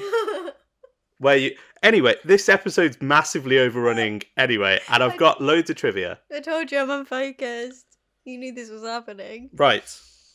As with The Gun and Fireplace, this story was heavily influenced by the 2003 novel The Time Traveller's Wife. The Doctor and River meeting in a library would seem to be a homage to where the novel's protagonist Claire meets Henry. Much like the novel, Moffat explores how a personal relationship might be complicated by the existence of time travel in their lives. This concept is one that Moffat has briefly touched upon in Guard in the Fireplace, and would continue to explore during his time as showrunner on the series through the evolving relationship with the River Song, but also with companion Amy Pond. Yes. Interesting. In 2022, Moffat would develop The Time Traveller's Wife into a miniseries for HBO. Because the library where the episode was being filmed was closing and moving location, director Eros Lin said the production team got to set and found that there was not one book in the place. The show's art department had to create over 7,000 fake book spines to dress the set for shooting. I want to work on Doctor Who so bad. I would love to be a part of their set department. That's insane. Well, because they essentially made their own books, there's a few there's a few references in there with the books. Yeah. So we've got a TARDIS operating manual in there somewhere. Nice. Origins of the Universe, which is referenced in Destiny of the Daleks. Mm. The French Revolution, which is in An Unearthly Child. Yeah. The Journal of Impossible Things. Yeah. We've also got Everest in Easy Stages, which the Doctor's reading in Creature from the Pit. Incredible. Black Orchid. Nice. And The Hitchhiker's Guide to the Galaxy by Mr. Douglas Adams. Yes. That's interesting. This story was originally intended to be part of Series 3. Really? Where Moffat would have used the Weeping Angels as the villain. Oh, that doesn't feel right. These plans fell through when Moffat had last-minute commitments to his own series Jekyll, so he had to withdraw from writing a two-parter, which meant that Helen Rayner then did the Dalek three-parter. Oh my god, we could have been saved from that. Are you kidding me? Because Moffat offered to write the Doctor Light episode of the series as like his penance for messing him about, joking, because who wants to write the one without the Doctor in it? And it becomes one of the best, most remembered and loved episodes of Doctor Who ever. So I've got a little mini section here on Ms. River Song. Well, give it to me. I shall. The character of River Song was originally created in service of the plot. Stephen Moffat knew that the archaeologist would have to trust the Doctor, but didn't think having him simply flash his psychic paper would be an adequate explanation of how he and Donna appeared inside the sealed-off library. Fair enough. Mm-hmm. He decided the Doctor should know one of the archaeologists who could vouch for him, but then found this to be too dull and bit easy, contrived. Yeah. So instead, he turned things on their head, instead opting to have one of the archaeologists know him. Very nice. And then... He's just so great. That's how we get River Song. Yeah, I love that. The name for the character, I don't know if you know this, actually began as a joke between Moffat and Russell T Davies. The writers would often amuse themselves by making up episode titles where the initials would spell rude acronyms, such as A River Song Ending. Oh, as in like... Okay, no.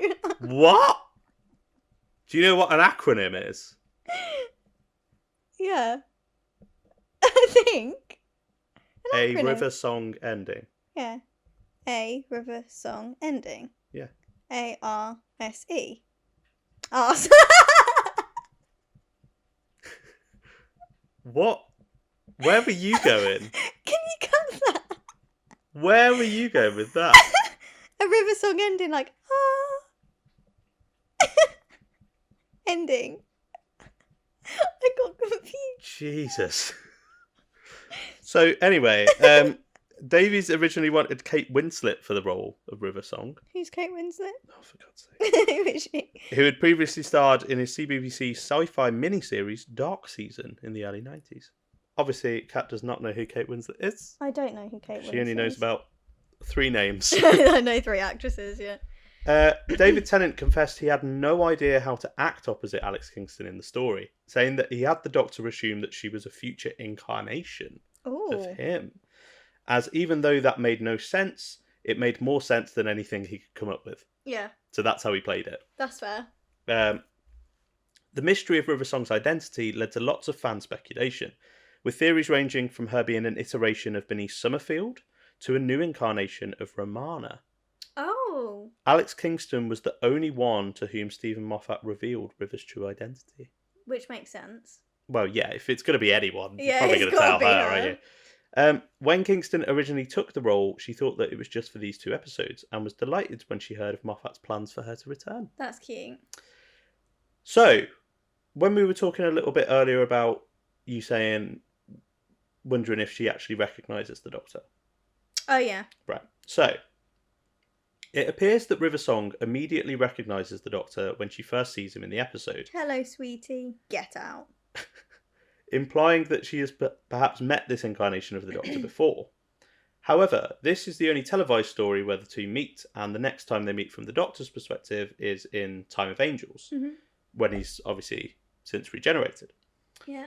So there are some Big Finish stories with River and Ten, but obviously the canonicity of that is sort of in the air. Up in the air. Some fans have suggested that perhaps this story is like the only time that these two meet, and that River's able to recognise the Doctor regardless of his form, and it's like a thing of like she can feel it. Yeah. Yeah.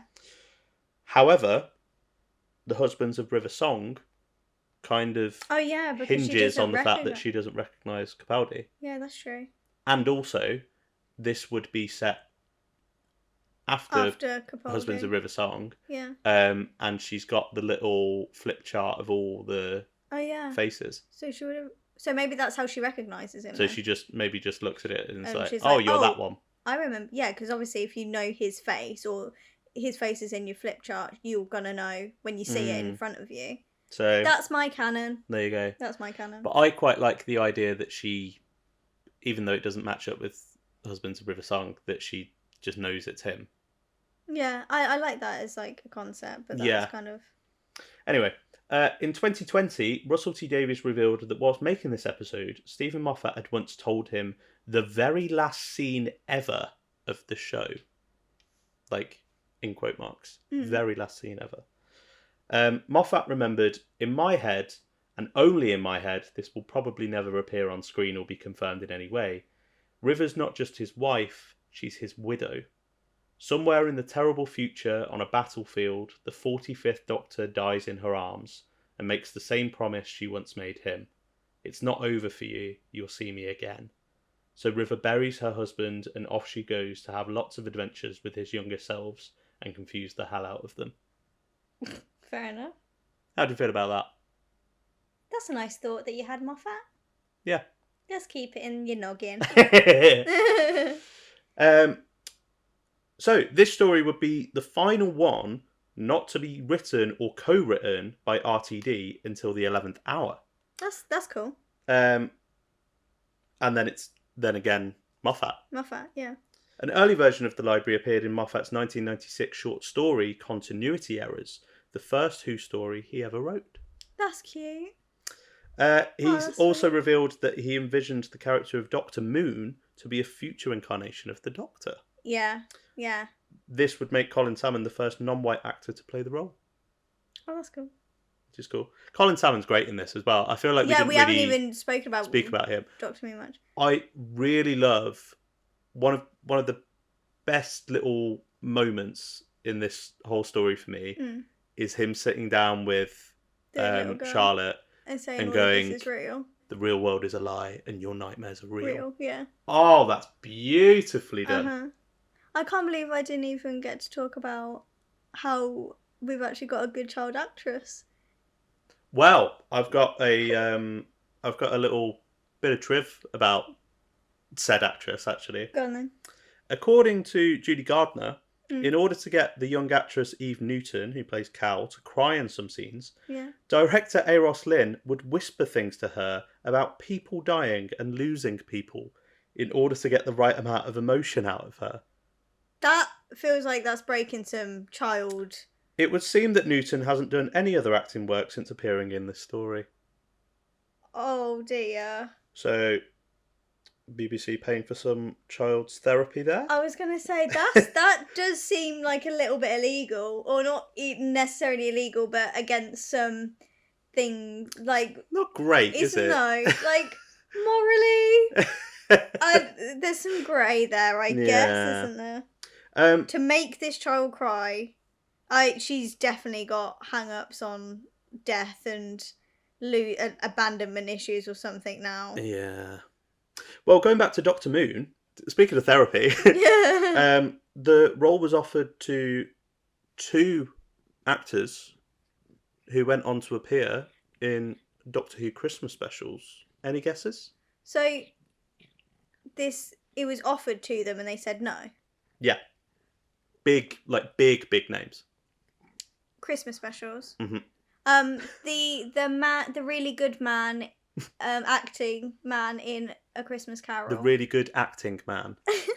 The really good actor in A Christmas Carol. The old Casman. Michael Gambon, correct. Yeah. And... someone that doesn't appear on screen. The voice of the Great Intelligence. Correct. Oh! Ian McKellen. Can we all just appreciate that for a second? That's very good. Can you... It'd be more impressive if you knew their names, but that was very good. That was really good for me, I think. Yeah. No, it was. Thank you. Congrats. Thank you. Yeah, both Michael Gambon and Ian McKellen were offered the role of Dr. Moon. Why'd they say no? Probably because they're too big. Oh, and that was too little of a role. Well, yeah. It is really, isn't it? I thought it was a good role. He's now back in EastEnders. The actor who plays Dr. Oh, good. I thought you meant Michael Gambon. I was like, pretty sure he's dead. Yeah. No. Tallulah Riley, who plays Miss Evangelista, has been married to Elon Musk twice. Her. What? Twice? But in 2024, she married Thomas Brodie Sangster, who played Tim Latimer. Yeah. In the Human Nature Two-parter. Mm-hmm. Riley also played the lead in the Centrinians films, in which she would again star opposite David Tennant in the 2009 sequel. Yeah, I did know those. Oh, sorry. No, that's good. I haven't known any of them. This story continues the recurring theme in Moffat's RTD1 stories of Everybody Lives. In a commentary track for this episode, he and Davies point out that in all 4 of his stories up until this point, the only final deaths have been to old age or illness. And then you hit Moffat's era. So you get Billy Shipton from Blink, who obviously dies of old age. Yeah. Well, he's in hospital, so it's implied illness. Kathy Nightingale from Blink. Mm-hmm. Old age. And Madame de Pompadour of illness. Oh, yeah. Moffat jokingly promised that in the future he would kill characters off in a more dramatic fashion. And don't worry, Face the Raven, he does. Yeah, but he still has a bit of an issue with bringing them back and not really killing them. Yeah, that's See true. Yeah. Rory Williams. You saw that? You saw that? See Rory Williams. That was funny. When filming in Swansea, there was some rather noisy weather, which was being picked up on the sound equipment. Despite the sound department's best efforts to create the titular silence in the library, there are a few moments where wind and rain can be heard in the background whenever anyone speaks undubbed during a quiet scene. Now you're going to go yeah, with that? You know it. Well, additionally, because the main room of the library was so dark, the production team had to install and use a huge white light to ensure that the shots were properly lit. Yeah. However, the light was so big that it had to have a fan to cool it at all times, which presented yet another challenge for the sound team. The sound department, I love how the set department were like, we've got to make 7,000 books for a library. Did we not pick the library for the books? And then the sound department's like, yeah, great. So we got storms. Oh, yeah. And then now you're going to bring a giant bloody fan in here. Of course you are. Yeah. And then the sound guys had the next episode, which is Midnight. Yeah. They had a great time. They had a great time. For the scene where the books start flying off the shelves, there were around 20 books that were set up with air cannons behind them. Air cannons. Yeah, Nice. creating the effects that they were like bursting off the shelf. Yeah. To achieve the rest of the effect, however, members of the production crew were stood out of shot, throwing books into frame, Yeah. trying not to hit the actors. Although Who got Mr. hit? David Tennant did specifically request one to be thrown at him because he thought it would add to the scene. I love David Tennant so much. This story features a number of elements that would go on to recur throughout the Moffat era of the show. The gag about the screwdriver not working on wood. Yeah. That's the first time it comes in here. Oh, it doesn't do wood. The Doctor opening the TARDIS with the snap of his fingers. Uh-huh. That's the first one here. The phrase "time can be rewritten." Is that used firstly here? Mm. That's a bit insane, to be honest. And of course, the importance of the Doctor's real name, which we know that Kat is a big fan of. Working titles. Oh yeah, working and other country titles. No, working titles. Oh. Forest of the Dead was originally called Rivers Run. No. This was changed not long before broadcast. No, Forest of the Dead is better. Other early titles include The Doctor Runs, No. Return of the Dead, That's quite cool. and Forest of the Night. which is obviously very similar. Into Forest of the Night. Right, in. In. You say into every time. The filming location for the library's atrium, which is Swansea's Brangwyn Hall, was later used for the Big Bang. Yeah. Where it doubled for the National Museum, as well as featuring in Let's Kill Hitler and in Children of Earth. Oh, I didn't know that one. There you go. There are 2 paintings on the wall of Cal's home. One of a blonde-haired girl and another of a wolf. Yeah. Subtle background references to the return of Rose Tyler. Yeah.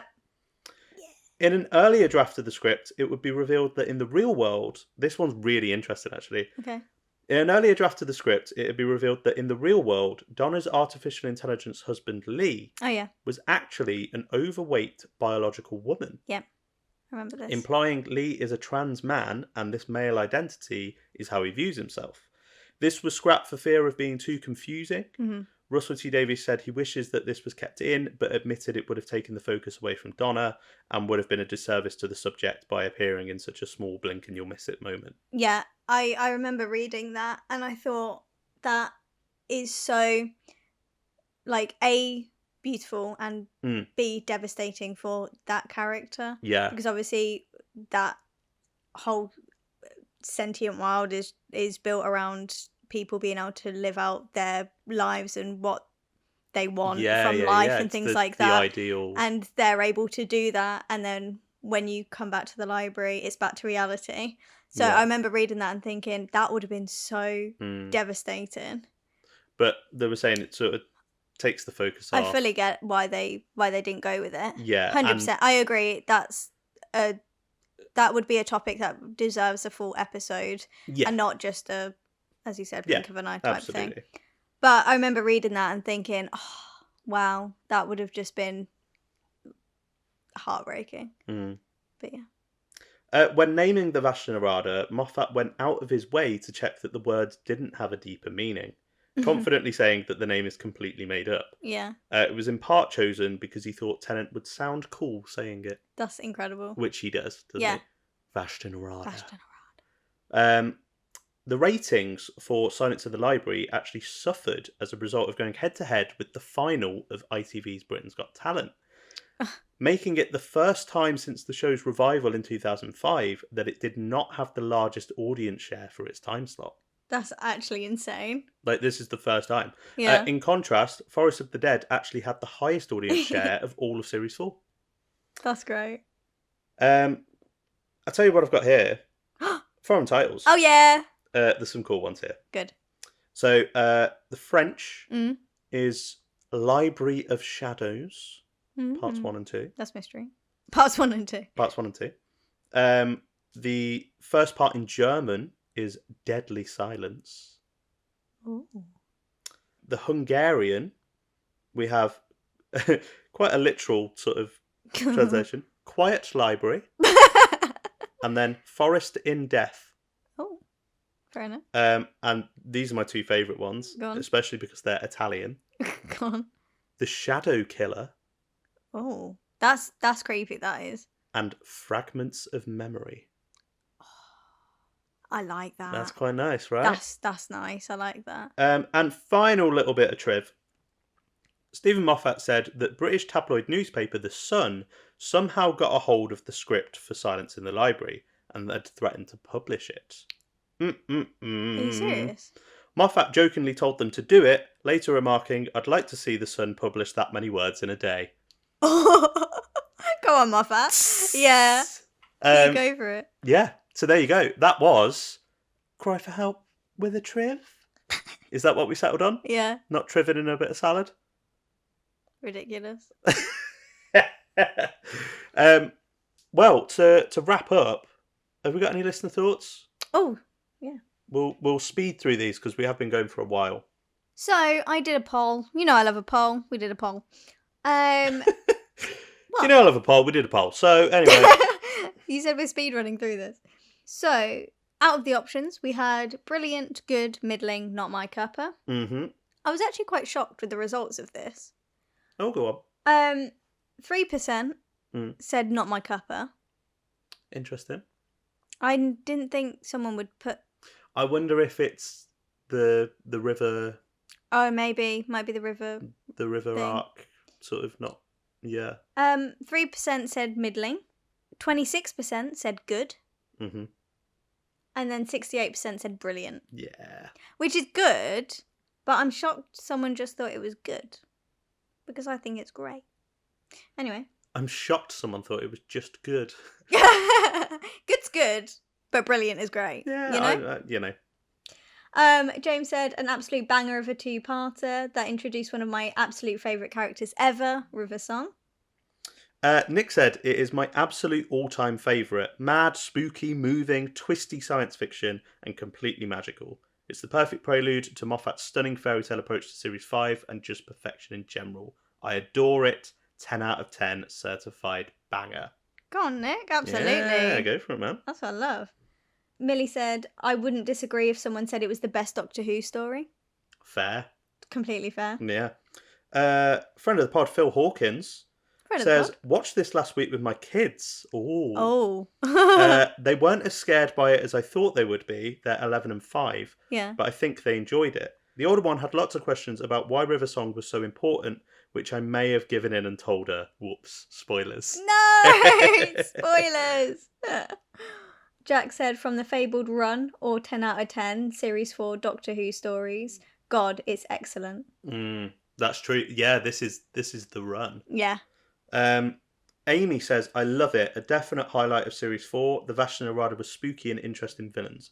Great introduction to River Song. Michael said, when it first aired, the news that Moffat was taking over had just broken, so I know I tuned in with greater interest because I felt like it would signal how his tenure would be. Oh. And last one, Alexander sent in a full review, which is great, but I only read this short little bit. So he said, I really love the story. I think introducing someone to who the Doctor hasn't met yet, someone who it is clear he will know intimately, is really interesting. I love that Moffat stuck to his tradition of turning something ordinary, albeit an already established fear, into a legitimate monster. Mm-hmm. I love a good, well-written monster, and the Vashta Narada has the potential for more stories. Bring them back. Anyway, absolute banger. A little dark in some areas. In brackets, I'll let myself out. Well, thank you very much, all. I mean, Yes. It's seems to be pretty unanimous. I mean, I know your poll, we had some dislikers of it, but Good and brilliant. yeah, I think this is a real. I mean, I agree with, who was it that said wouldn't disagree if Millie. I think she's right. Yeah, if somebody was like, "This is my favourite episode," You'd go, well, fair play. like Nick said. Yeah. That I can't knock that. No. You know, if somebody went, "Oh, my favourite episode is the Horns and Nymon," I might go, "Are you sure?" If somebody said this, I'd go, Yeah. "Fair, solid choice." Mm-hmm. Yeah. So fair, solid choice. But yeah, any closing thoughts from you? I'm gonna go watch it again and try and listen to Fans and Rain. Don't know about you, but yeah, great story. Well, we'll end it there because this has been a bit of a longer one. Thank you very much for joining us on this little trip to the library. Thank you. We will be back next week with a very special episode celebrating International Women's Day. Hell yeah. We love women. We love women. And looking at the great and the good of the women of Who. Yeah. So join us for that. That's going to be a fun one, I think. It will be. And possibly a few surprises, maybe. You know. Come and find out. But if you can't wait until then, we do have a Patreon where we upload bonus content. We've got an additional bonus podcast on there called 8-Track, where we're looking at all of Paul McGann's Big Finish audio stories right from the start. We also do commentaries of various bits and pieces, as well as some little miscellaneous videos and things. Kat is going to be playing Attack of the Grask very soon. I have no idea how that's going to go. Yep, first time, which I'm very much looking forward to seeing how you fare with this children's game from 2005. I'm not good at like technology and like games and stuff, so this is gonna be. I feel like you're gonna get really angry at me, like angry. I won't get angry. Oh. You might get angry at yourself. Oh, I will get angry. Yeah. I'm like, why is the space bar doing this? But yeah, if you fancy seeing that breakdown happen in real time, come join us over on the Patreon. Yeah. But if you would like to see us elsewhere, Kat, where can they find you? They can find me over on the Twitter and Instagram at simplykatie_XO. Where can they find you, Tip? They can find me also on the Twitter at Sun and Biscuit and on the Sun and Biscuit YouTube channel, which you may very well be listening to this here podcast on right now. If you have enjoyed, please like, share, subscribe, give us a rating, leave us a comment. Well, what do you think of the library story? Do you like it? The library story. Do you like it? Yeah. I love it, mate. Tell me. Bring your library cards. We're going to get reading. Kat's found her new catchphrase. That's her new sign-off. All right, see you next week. Bye. Bye.